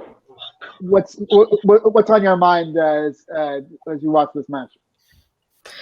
Well, to be honest, most of the time I feel like I'm dreaming and I'm going to wake up because I can't believe Newcastle's actually winning games for once. Like, I forgot what that actually felt like. But yeah, I'm just obviously so happy like everyone else. Like, and now we're up to 15th in the league, which is brilliant. So, okay, here comes Alan T. Maximin. Don't you? He's got 1 out of 4. He does too much, doesn't he? It was unlucky. Yeah. It was unlucky. Yeah, he always gets one too many dribbles. One too many stupid errors like that. So now West Ham's on the counter attack here. Still got the ball. Get out them. Blocked. West Ham still threatening here. Cross. Blasts it over the bar. Thinks a throw in, isn't it? All right. Yeah. Poor attempt there from West Ham. All right. Let's see. Benny, what do you think? We're 51 minutes in here. We've got Gale, Carroll, bring it down. Wilson's warming up. Come on. It's not Wilson be coming on second. Not going to score from there, like. Oh, was he offside? I was going to say. Poor. What do CC there, like, is he? Offside. Poor attempt there. Wait, what's the question, mate? Oh, okay, sorry. I was trying to formulate the question. I was saying that we've got some lads warming up there on the sideline. Gale and Wilson. Would you be looking to bring on either of those guys? Well, it's got to be Wilson, isn't it? I'll put Wilson on, definitely, just to get the match fitness for the next games. But like I said, Shelvey needs to get off. He's not going to take him off, is he? Because he's his best mate. Yeah, I don't see anyone warming up that would be replacing Shelvey, because that would be something like Willock. I think it would be Willock could be coming on if he does. Yeah, so as long as we don't see him coming on, it seems like he's going to stick with Oh. Shelby, even if he gets another red card. Oh, look at that. They're both teams, I think. Newcastle's the one that's looking like it's going to score again. St. Maximin This coming back Almiron on. is he's too greedy, this Almiron. Almiron. Almiron is too greedy. Shot blocked. Oh, Yeah. my God. Seems like all their shots recently been blocked. Can't What get he's a clear doing is shot that on he's goal. just having a shot from outside the box. Yeah, When the simple pass is on. it seems like they're sort of getting caught up in like getting the ball settled and then making the shot rather than going for the shot in the first touch. West Ham challenging here, coming in the box. Okay. Why are you putting your foot in there like that? All right, Paul. What are your thoughts here on? We've got some players warming up. Would you be making a substitution in about 10 minutes or so?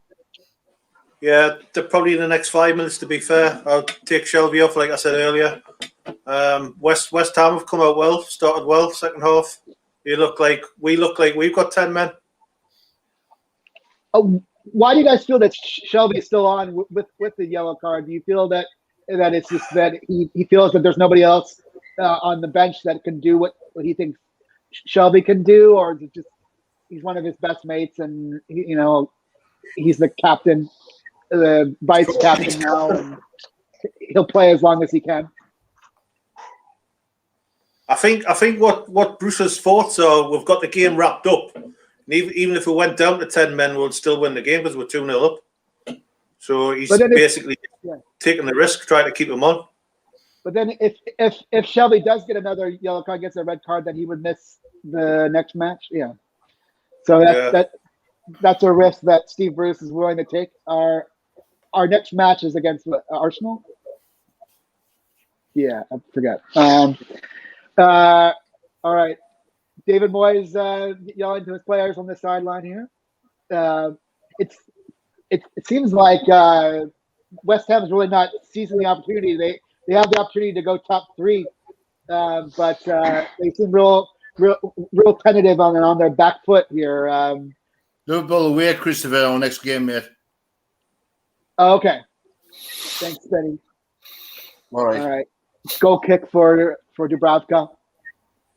Ooh. Just a little pooch pass to Manquillo. All right. Let's see. Pete, what do you? We don't seem to be making any adjustments. Don't seem to be taking Shelby off. Do you think Bruce is just playing this match out, sort of with a two goal lead, not making any adjustments? It doesn't look like Shelby's going to come on at all, if I'm honest. Shelby's going to come off at all at the moment. I think we saw Wilson and Gale warming up. I think if he's going to make the first change, I think it's going to be maybe Joe Linton coming off and Wilson going up top with St. Maximin, because the one thing that we've looked dangerous at in this second half is those counter-attacks. The game was always going to be like this in the second half. Yeah. It's not ideal, but we're always going to have to soak up some pressure at some point because, look, West Ham are trying to fight for Champions League football here, and they've still got players that can hurt us, and they're going for it. Why did he wait? They're going for it because they're going all out for it. Because if they get the next goal, the game's there to be. The game opens up again. Oh, here we go. Look. One player that we have. Like that.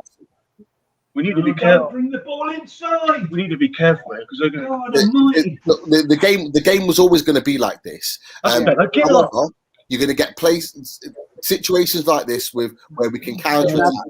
And I think with the likes of Callum Wilson coming onto the pitch, he's the kind of guy that will pick a team like West Ham off. So Maximin crosses across the pitch here to Almiron. One player we haven't. He's been absolutely awful. Almiron has. Almiron into the box. Gets dragged down by two players. One player we haven't mentioned at all, hardly none of us is really talking about, is Sean Longstaff. He's kind of been an invisible man today. Has anyone seen anything that he's been doing correctly, sort of behind the scenes? Sort of like when we're not talking about Sean Longstaff, it means that he's just doing his job quietly, or would you guys be looking to sort of change up his position on the squad? Is he doing enough to warrant being in the first 11 every week, or would you make a replacement of Longstaff going forward? Oh, don't go backwards. Anyone? I think Longstaff's been on a good game myself. In Murphy and Richie's had tremendous games. Richie and Murphy's been brilliant at the wings. For me, Okay. outshone everybody. I'm just saying Blackburn's beating Sunderland. Get in there. All right. good result. All right. There's speaking of Longstaff, showing on camera there. West Ham threatening. I think we'll lose this game if Shelby gets a red card. Yeah. This could be like Southampton all over. Yeah. It just seems like playing Russian roulette a little bit here. I don't know. Yep. God over the box.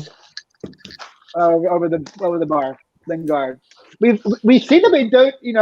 Lingard came in pretty hot.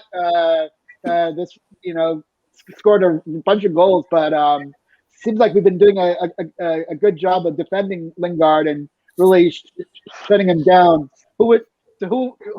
Any defensive standouts for you guys? Who's doing a particularly good job of defending Lingard and Murphy's had a good game, money. Murphy's had a cracking game against Lingard, money. Yeah, I mean, we don't really. Haven't really seen that Lingard's been threatening much or really featured much in this match. Yeah, letting them back in the game there. Here's a cross. We're going to be pushing the game, aren't they? Because they're behind at the moment, aren't they? Yeah. We just made too many stupid mistakes. It's going to come back to cost us if we're not careful.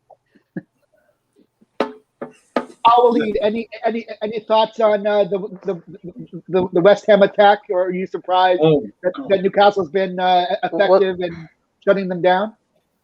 Well, I remember a player called Get the ball. called Yarmolenko, but I'm not sure if he's still in West Ham or not. I think. God. I think. Look at that, all the way out the wing. You're kidding me, aren't you? The Kieran blue button is on. Kieran, if you were the match, you've been kicked out by now. Yeah, probably wouldn't. Sorry, Awaleed, you were saying. Yeah, I think Sipa Bros tell the players, let's play all the grand of Duke of York style. Just waste the game. Holly, are you surprised that the Newcastle defense has been pretty effective against the West Ham attack for whatever attacker they've had in this match, or who do you see as who do you credit that to in terms of shutting down the West Ham attack?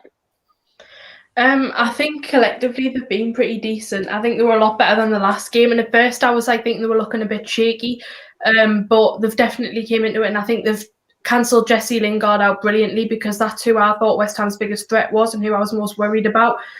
And I think that Fernandes has had a much better game, because I said that last game he was really, really bad. But I think this game he's been a lot better, so credit to him for that. But like other people have said, I think Jacob Murphy's been outstanding as well. He's been really, really good, and I'm happy for him. And I really hope we get him on a new deal at the end of the season, because I think he's out of contract. So I hope we can do that, because I think he will do well for us in the next couple of years. And I think he's starting to come into his game a lot more now. And he is still young. I think people forget that.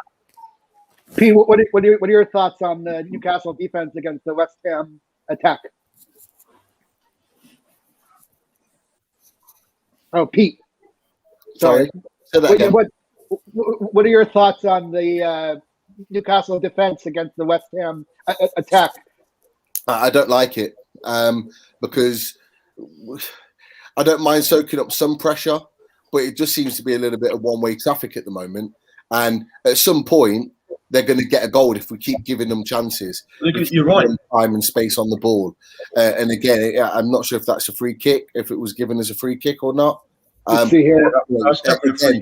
Again, set pieces are another thing that we can get goals from. So we need to be very, very careful. We need to get some control on the in the game, and that's not just playing it across the back. because all we're doing is putting ourselves under pressure.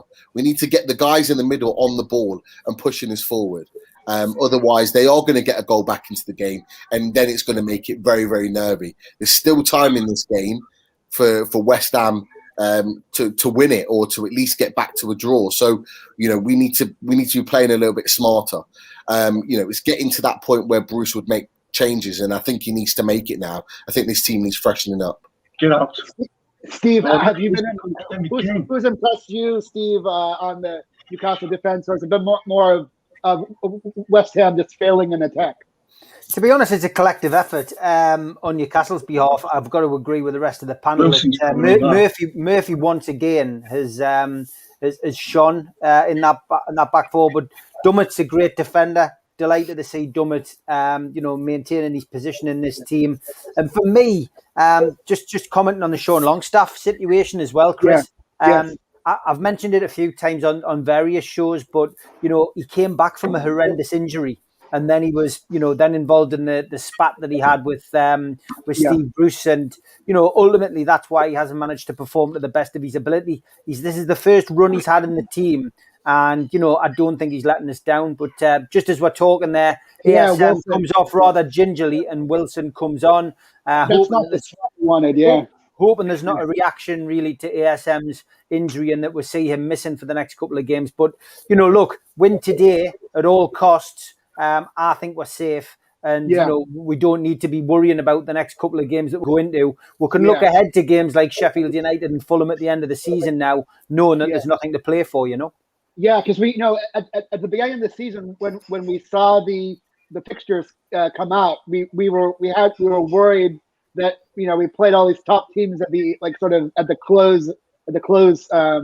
the run in for the season, and so we all thought, well, if we're not safe by the time we have to play Liverpool, Man City, Arsenal, then things could get worrying. But it seems like things are going according to plan in terms of getting the points that we need before we play those top teams where we're not guaranteed to get any points. Good to see Wilson's record against West Ham as well. He scored 8 goals against West Ham in Premier League fixtures. So he's just come on 64 minutes, not 65 minutes, Chris. But let's hope Wilson makes it nine goals against the Hammers today to seal all 3 points.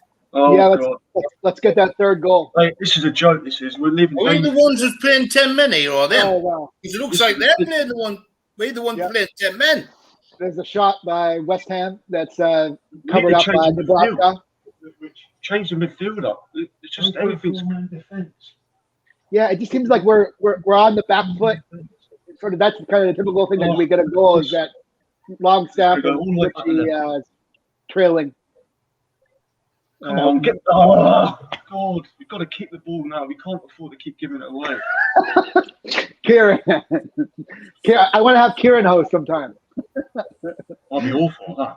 Nobody else will get it. For me, like I said, they've got a man short than us, and they're attacking us, like Pete said, too much.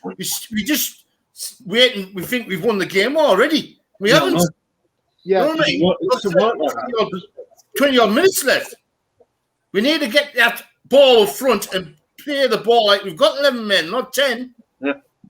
So Spenny, what do you think about? I mean, obviously, Tim Maxwell was injured, and he was replaced by Wilson. That probably wasn't the substitution that Steve Bruce or Graham Jones had drawn up sort of before the match or at halftime, but a necessity because we want to keep. We don't want St. Maximum to re-aggravate an injury. Would you be making any other substitutions? We've been calling for Shelby to be substituted all match, but do you think that's likely to happen now, or that Steve Bruce has done his Wilson sub and that'll be it for the match? That was a long question, mind. Anyway, I would, like I said at the start, in the first half, Shelby should be taken off and putting Willick on. But he won't put it on because it's Steve Bruce. He's done this all the time and he's managing Newcastle. I'll do what I want to do. Shake to the rest of you. Imagine there are 52,000 fans in that stadium now shouting at him. He wouldn't have been in his job now. He would be it, surely. He would be it. Paul, what would you be doing as far as substitutions? Now that he's made that Wilson for St. Maximin swap, would you be making another substitution? Yeah, like I said earlier, take Shelby off, and I'd probably bring Gale on as well. Yeah. I know everyone's calling for Shelby to be subbed off, but it just doesn't seem like that's going to happen. So I'm wondering whether there's any other sort of like in the mind of Steve Bruce where he wants to keep on Shelby, whether he's got any other. To be honest, Chris, yeah, I think we'll get a third goal. I still think we'll get a third goal. There's some attack there by Almiron, shut down by West Ham's defense. West Ham's playing on their back foot deep inside their territory. Joe Linton on the prowl. Almiron looking to close down. Let's see. Al-Walid, what adjustments would you be making, or would you just play out this 2-0 lead and just sit on the lead? I think Steve Bruce just went to and he tried to pass the time with less risk. He doesn't want to do risk. Maybe Joe Linton will go out soon, and maybe Gale, and that's it. I didn't see he would do much changes. You don't think that Shelby being on a yellow is a risk that it should be, but I mean Steve Bruce mind. I'm speaking of Steve Bruce. Thinking Steve Bruce, yes. That's scary. Yeah. A scary place to be. Yeah. Regardless of the card, sometimes I see Sean Staff and Shelby are very tired, very exhausted, and they still not substitution them. So expected, and he just went to waste this 20 minutes. Get out. Up to them again. Cross by West Ham. Pulled out of the box. Pete, do you think that Goalkeeper. that keeping Shelby on is the risk that Steve Bruce is willing to take to close out this match? Yeah, it is a risk, and to be honest, Shelby hasn't done anything. Listen. What the hell was Almiron, Joe Linton passes to no one. Yeah, Shelby hasn't really done anything, so it's not like Shelby's had an amazing game.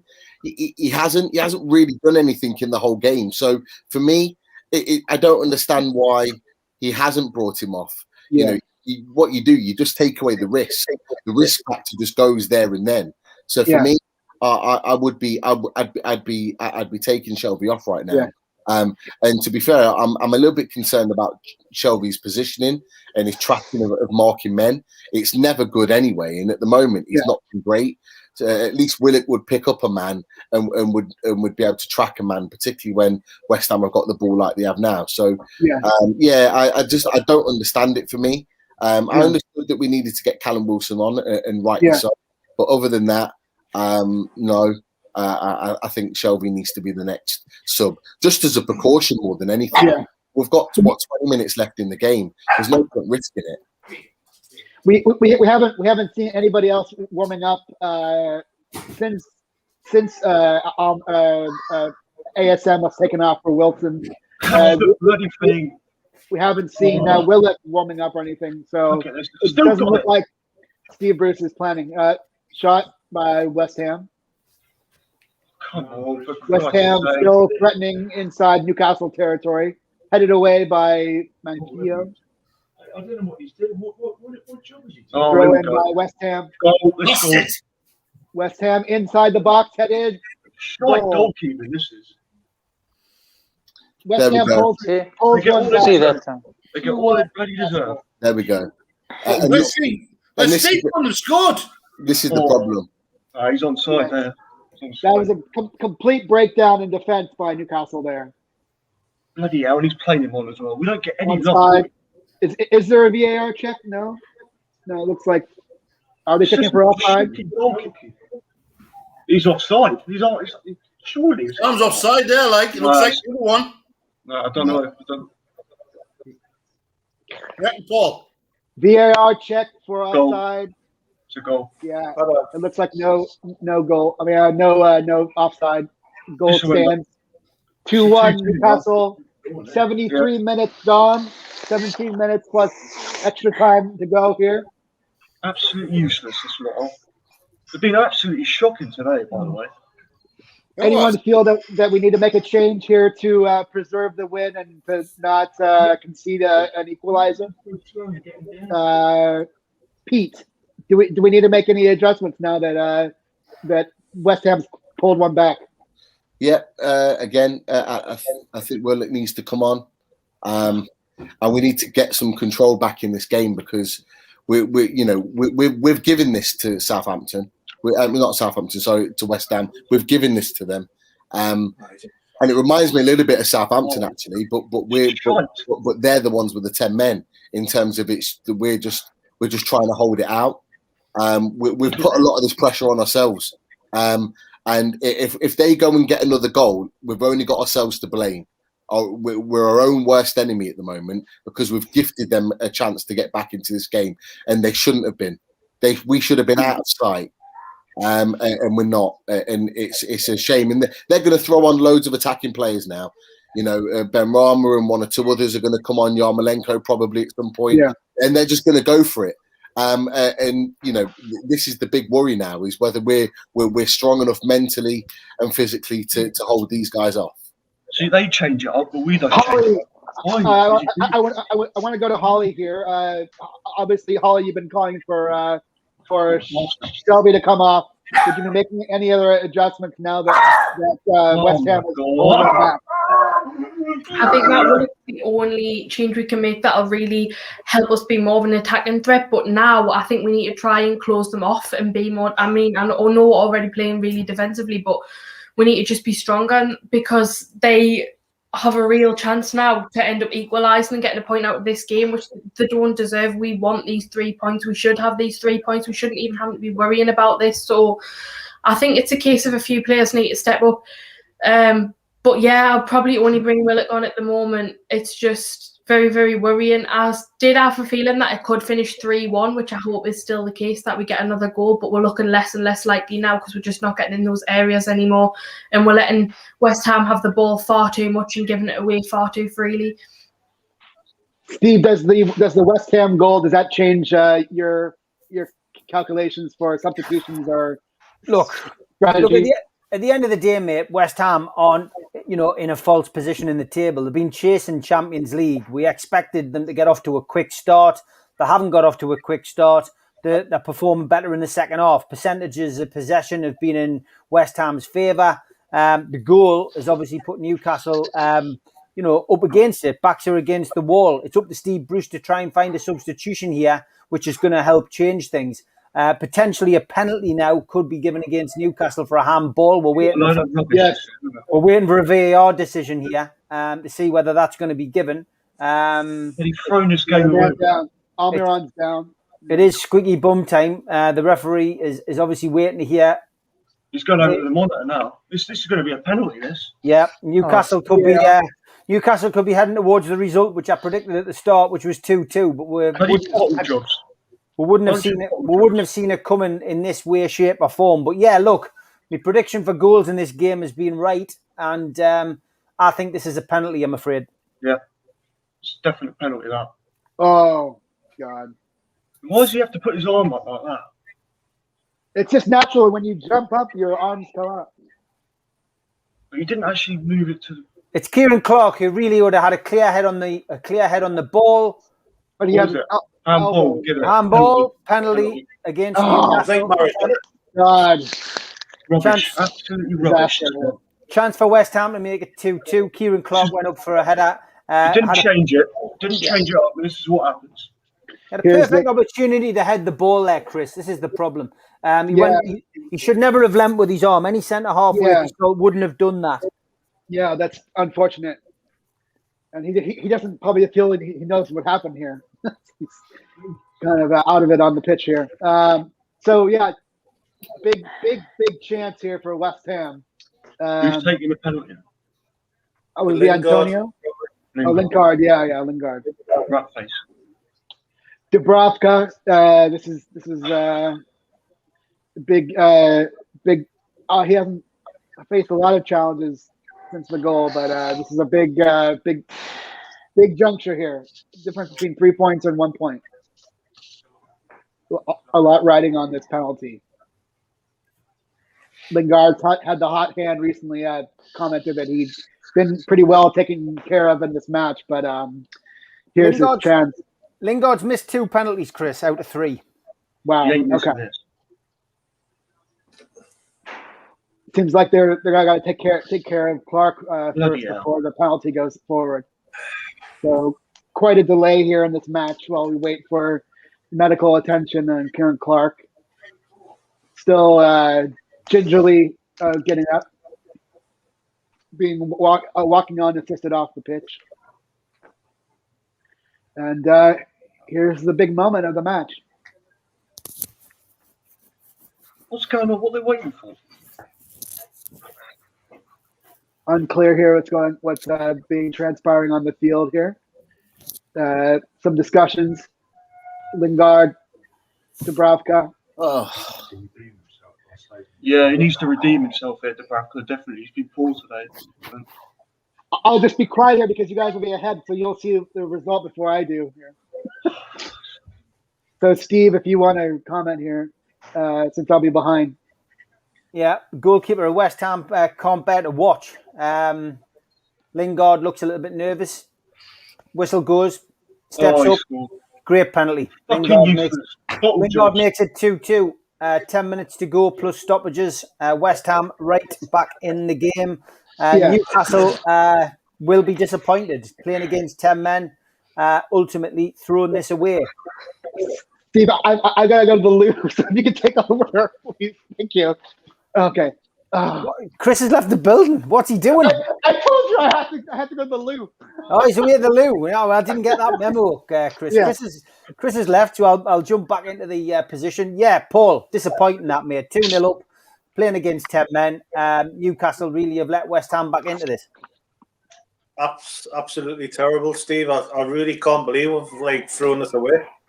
It's shocking. It's got to be questions asked after this. It's really mean to be playing 10 men full second half and for these to come back 2-2. It's a disgrace.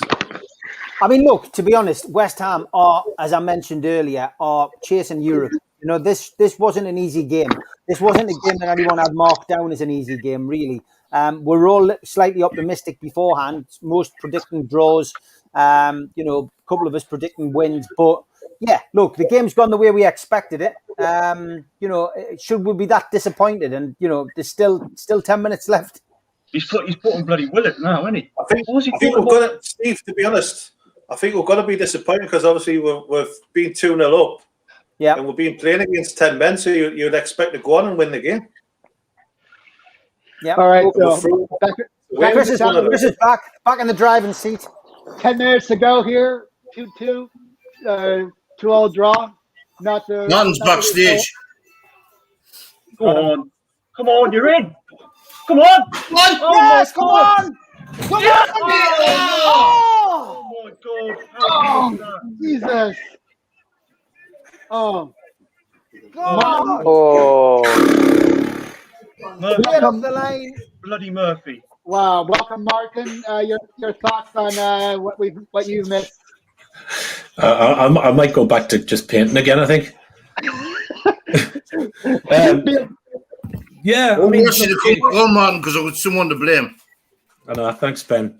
I don't the game's been okay. I've had it on the background.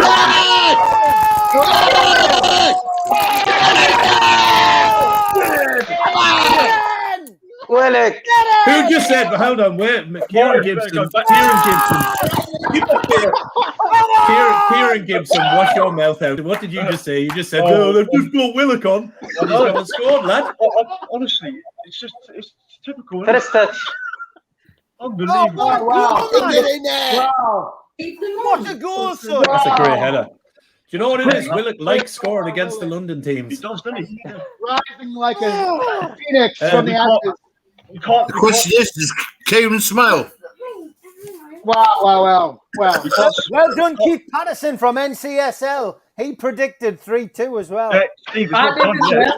He did as well, yeah. Get in. All right. Not done yet. Stop Wow. walking around now. It's a case of Around. what we've had before, which is like we don't start to play until we're under pressure. Yeah. Like the same thing. Yeah. I don't get like from what I was watching, 2-0 up with 10 men, and it's like we let them. We just stepped off the second half and let them come at us, which I didn't get. Why not go for the third and just kill the game?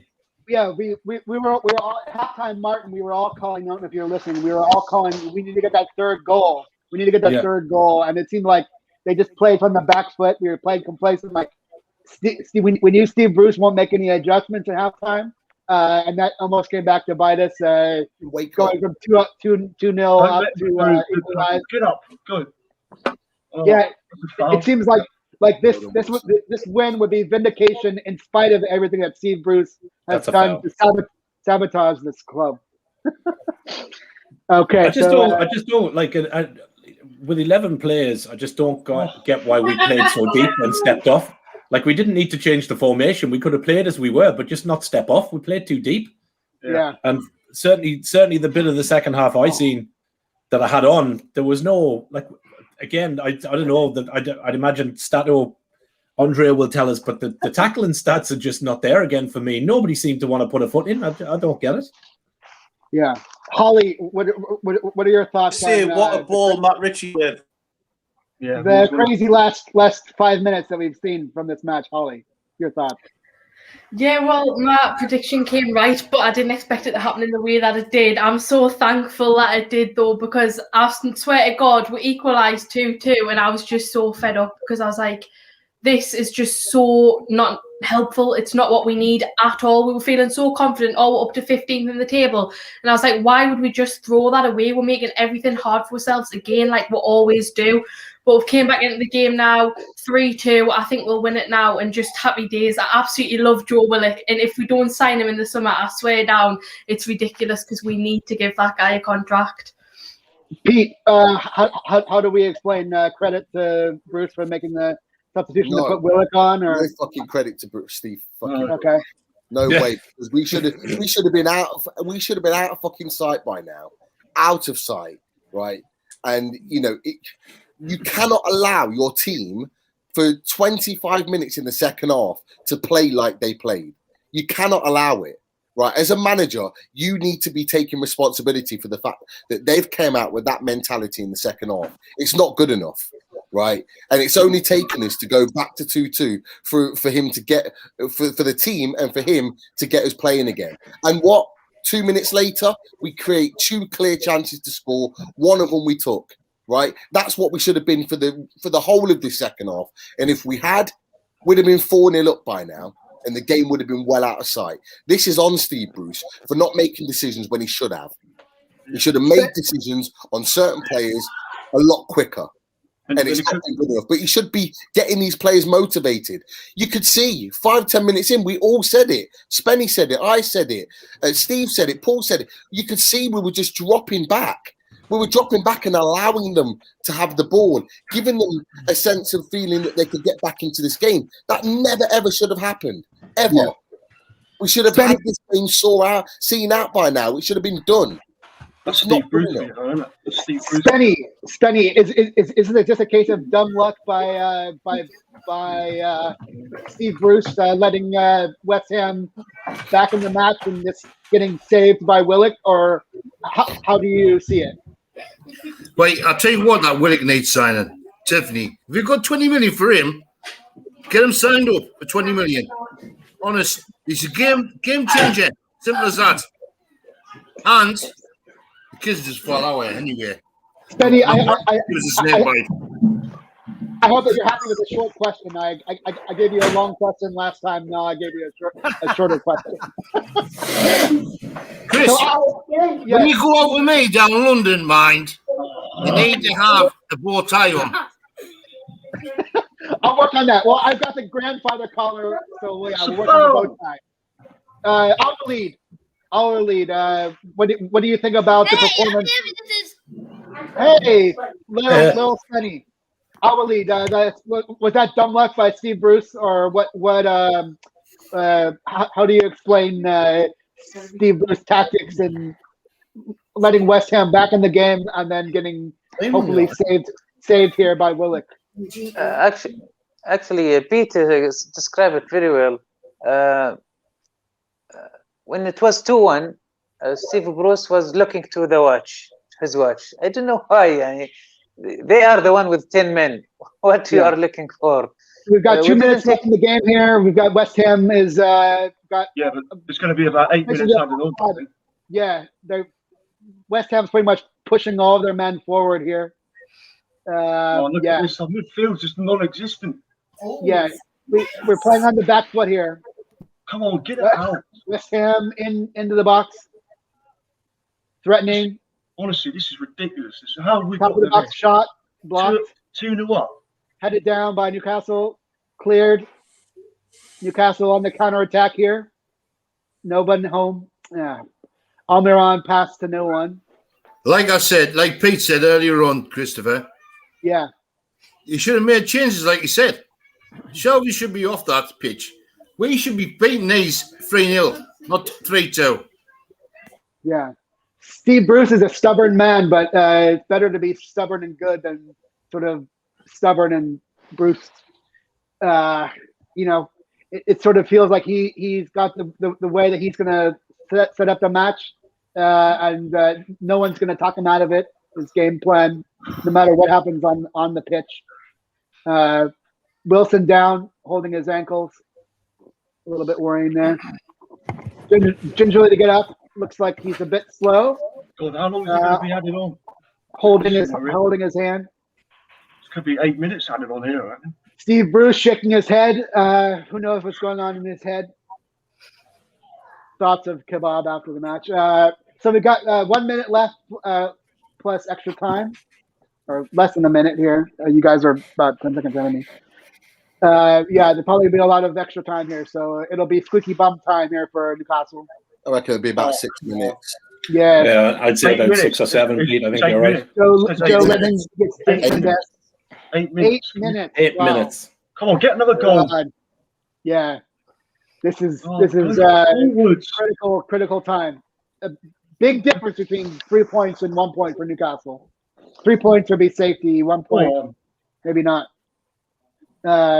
Newcastle, was that Matt Ritchie? Yeah, okay. Out of bounds for Newcastle throw-in. West Ham pointing at the touchline. Bloody hell, 8 minutes. Jesus. Yes. All right, Martin. What does Newcastle need to do in the next 8 minutes besides not concede an equalizer? I think just shore up a bit. If the further we can keep them up the pitch, I don't think you lay off the attacking. If you just try and defend, I think we've seen the 2 goals already that have gone in. We can't defend. West Ham are not going to give this up. So I think we just need to be strong enough in midfield, but keep pressing forward. If we can keep them up the pitch, they can't get near the goal. So, we've still got the second players on there. We've got Wilson, we've got Willock.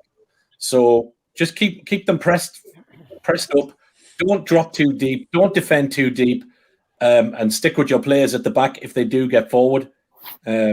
But yeah, I think, look, we've still enough to get through this game. 6.5 minutes still to go, 7 minutes to go. But come on, just don't defend too deep. Keep the ball up. You're in. Come on, Steve. How are you feeling about this extra time? Oh God.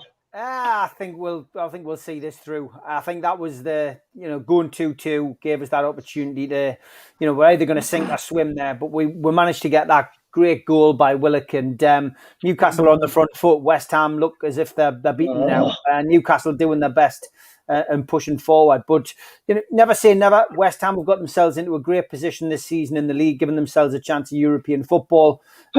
Newcastle seem the better team now, and West Ham have dominated the second half. Yeah. So they should have, as I say, they've been a revelation this season under David Moyes. But Newcastle are certainly doing well in this last 3 or 4 minutes. Wow. I think it's a wrestling match here. Yeah, it is. It's a wrestling match. I think from my perspective, Richie has run his socks off, and I think Almiron in the second half has as well. He's upped Almiron. For anyone who had to improve in the first half, Almiron did, and he's given us exactly what we needed today. Energy, different options, and I'm just delighted. I'm delighted. If it finishes 3-3, it finishes 3-3, and Newcastle will be disappointed. But I would have settled for a point before this game kicked off.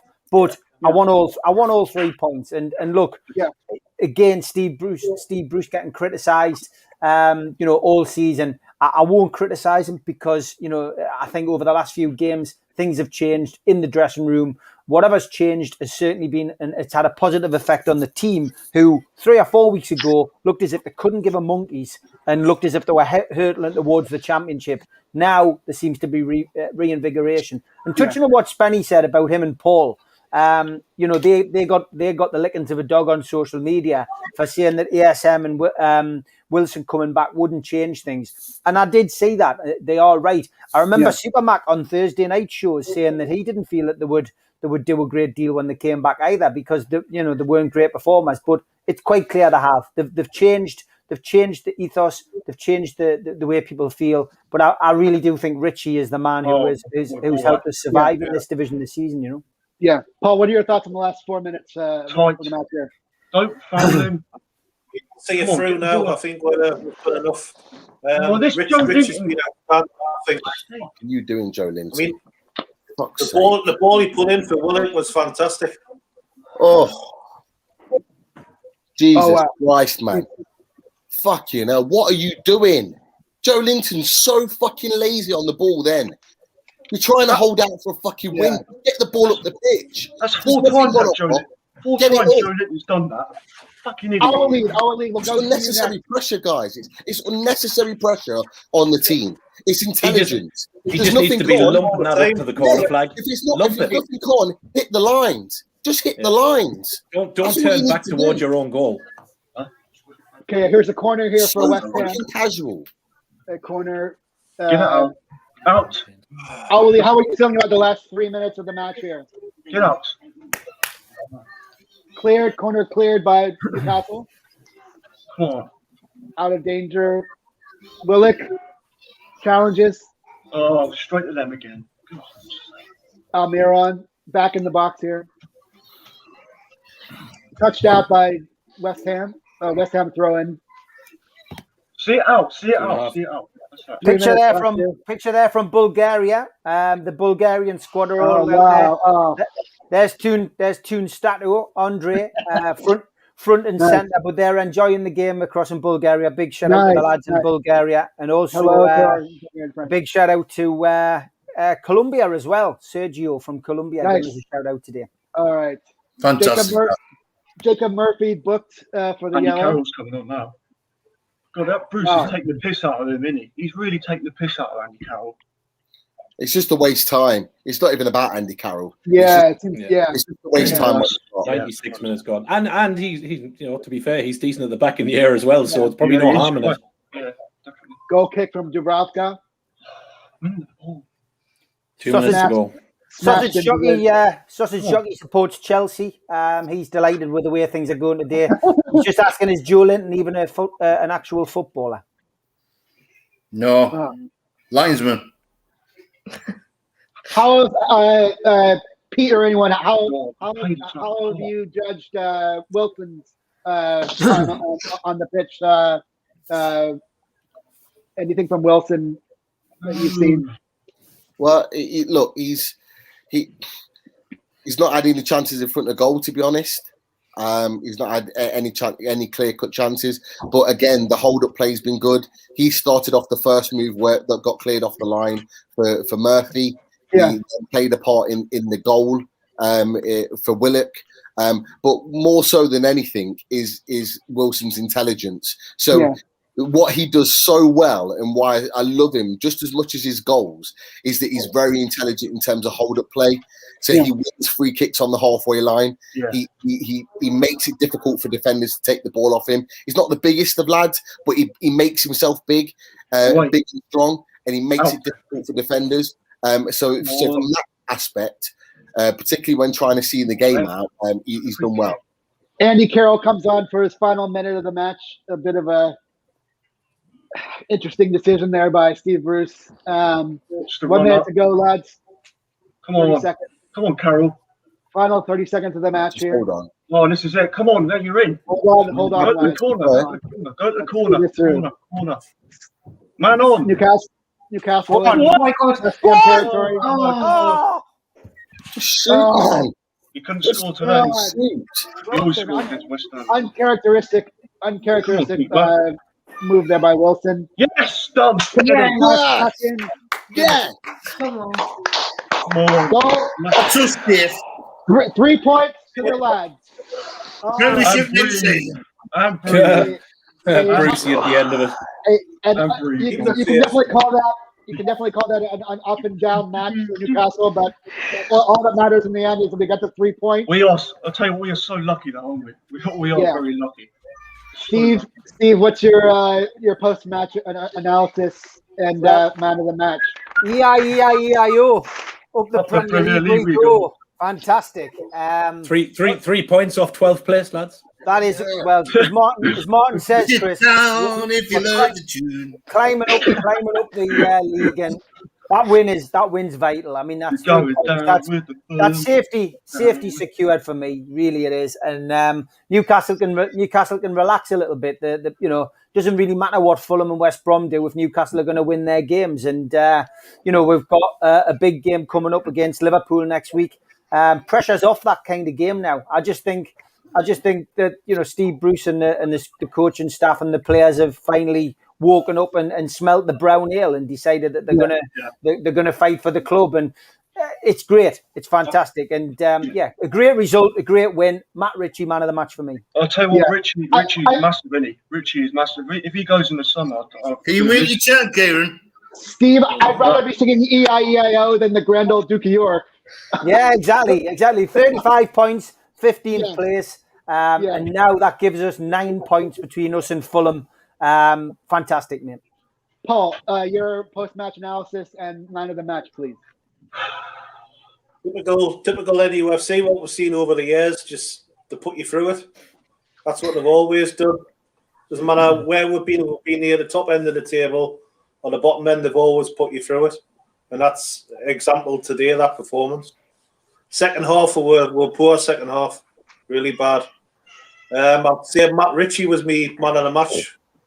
Just for the ball alone, what he put in for Willock to get the winner. Great ball, great cross.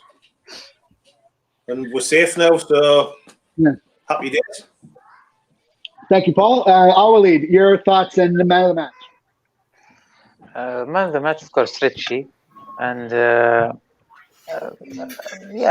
we spent like more than 10 minutes against 10 men to try to waste the time. I'm not happy about that. But I think this is Steve Bruce. Over the years, he used to play this way. He can't play different way. Regardless, he's winning. He's ahead in the score, or is he behind? This is a typical Steve Bruce. We could make this much easier if we play. If we put Willock earlier, as we said before. But at the end, we just care about the results. We say we have 3 points now. We can relax and enjoy the rest of the games. Thanks, Awaleed. Spenny Mag, your post-match analysis and man of the match. Match analysis. I wish I was down at the quayside now, been bouncing after this match, after the game. Man of the match, I'll give it to you, Christopher. Even though you give us them long questions and you went to toilet break, you did a good job. Quick break. Thanks, Penny. I appreciate it. Martin, the latecomer. When you arrived, it was a very fraught part of the match, but you saw us through to the 3 points in the win. What's your thoughts on the match? Yeah, I think it's a massive 3 points, isn't it? I think I agree with Steve. We probably, if I'd have taken the point today and put 7 against Fulham, with them playing Arsenal, but to get 3, I think is absolutely massive. It must put a huge dent in the likes of West Brom and Fulham with that to happen. It drags Burnley Burnley and a couple of others down as well. That puts them under pressure now. So don't be surprised to see that scrap keep going. But massive game. Richie, from what I seen second half, thought he did really well. Poor, probably 35 minutes I'd saw of the second half. But it's a massive 3 points, so we'll take the 3 points, forget about the performance, and move on. And hopefully Arsenal and everybody else can dent Fulham further later on today. Thanks, mate. Holly, your thoughts? I think I'd give man of the match to Matt Ritchie because I think he's a massive unsung hero. He's been underrated constantly, but he's just such a fighter. He's perfect for this team. He's something that we don't have with anyone else in the squad, and I just think he should be playing every game from now on. And I'm so happy that he sorted out his stuff with Steve Bruce and that he's came back into that side. In the match, it was worrying for a while, especially when we got the 8 minutes of added time. I was like, oh, this is awful. Thankfully, we managed to hold on, and I think we're definitely safe now, which is just huge because there was a long period where I thought we're down, that's it. And we've turned that around, which I never thought we'd do. So happy days and just away the lads. All right, Pete, your match analysis and man of the match. Oh, I'm shattered. I'm absolutely shattered. That's drained me big time. I think I need a drink. But look, I'm just so happy that we got the 3 points. As one or two have said, I think Paul said it as well. I think that's us safe now. I can see us going on and getting more points. I'm not saying we'll win next weekend. I don't think we will, but I think against Arsenal and certainly Sheffield United, there'll be 2 games where we can make it mathematically a done deal that we're staying in the Premier League. So really, really good. They don't often make it hard for his fans, those players on the pitch. Jesus Christ. What should have been a real sort of simple win, they made it difficult for themselves and for us. But luckily, Willock came up when asked and when needed to get the win. Man of the match, I would have to agree in Matt Ritchie. Matt Ritchie, Sean Longstaff, Paul Dummett, those 3 coming into the team in recent weeks has made a difference. It's telling how much better we're performing with those 3 players on the pitch. But Matt Ritchie, his ability to cross the ball in a pinpoint position is just fantastic to watch. He did it against Tottenham. He's done it again today. Fully deserves man of the match. Thanks, Pete.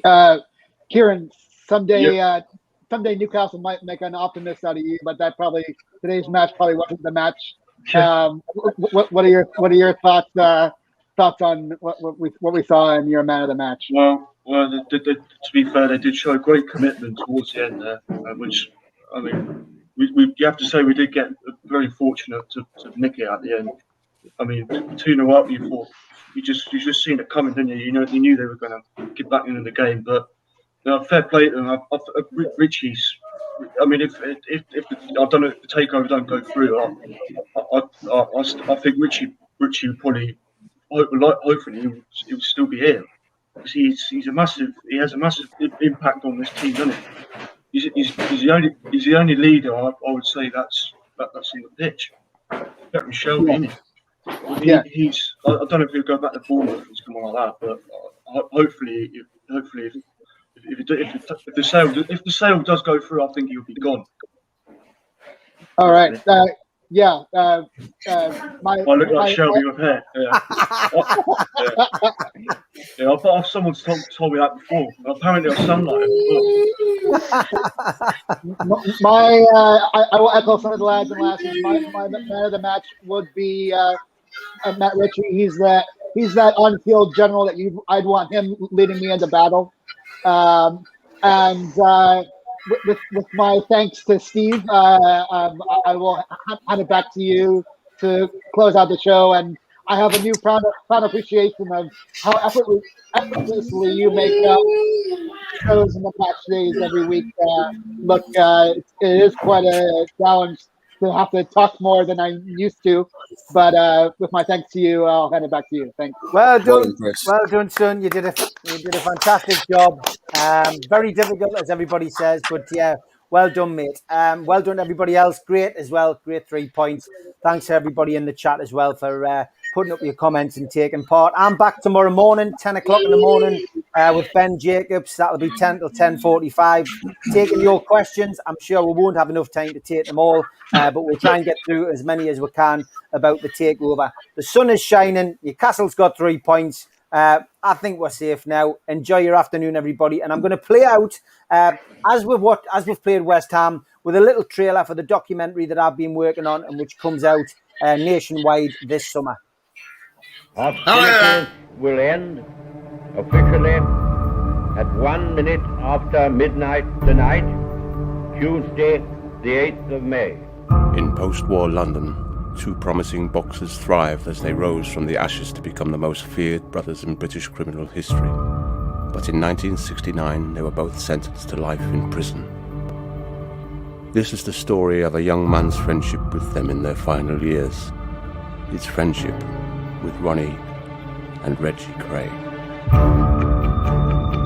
They were associating with celebrities, a beautiful woman on Reg's arm. They drove fast cars. They were involved in bars and nightclubs. It epitomised everything that an influential 15-year-old mind on Tyneside would really want in life. They fascinate a lot of people. Wow, I've had a letter from Reg Cray. You know, it was like a prized possession. He did say, I'd like you to go and see Ron. Well, I think that instills a bit of fear into somebody when you know anybody's capable of doing something extreme. He turns to me and says, I need you to get rid of Kate. I knew I was sitting in front of someone who was a serious character. They weren't bothered who they'd hurt, and they were just prepared to go the full hog. You get killed. There's no easy way out of that one. You get killed. Of course, they were feared, but there's two sides to every story. They were from an era where they could be absolutely ruthless. The thing about the bad guy is he never knows he's the villain of the piece. He thinks he's doing right, no matter what he does. But had they been out and people been able to see him, no one would have respected that. I'm close to getting out there. 4.5 decades. It's going to take me 6 weeks to visit all the fucking graves.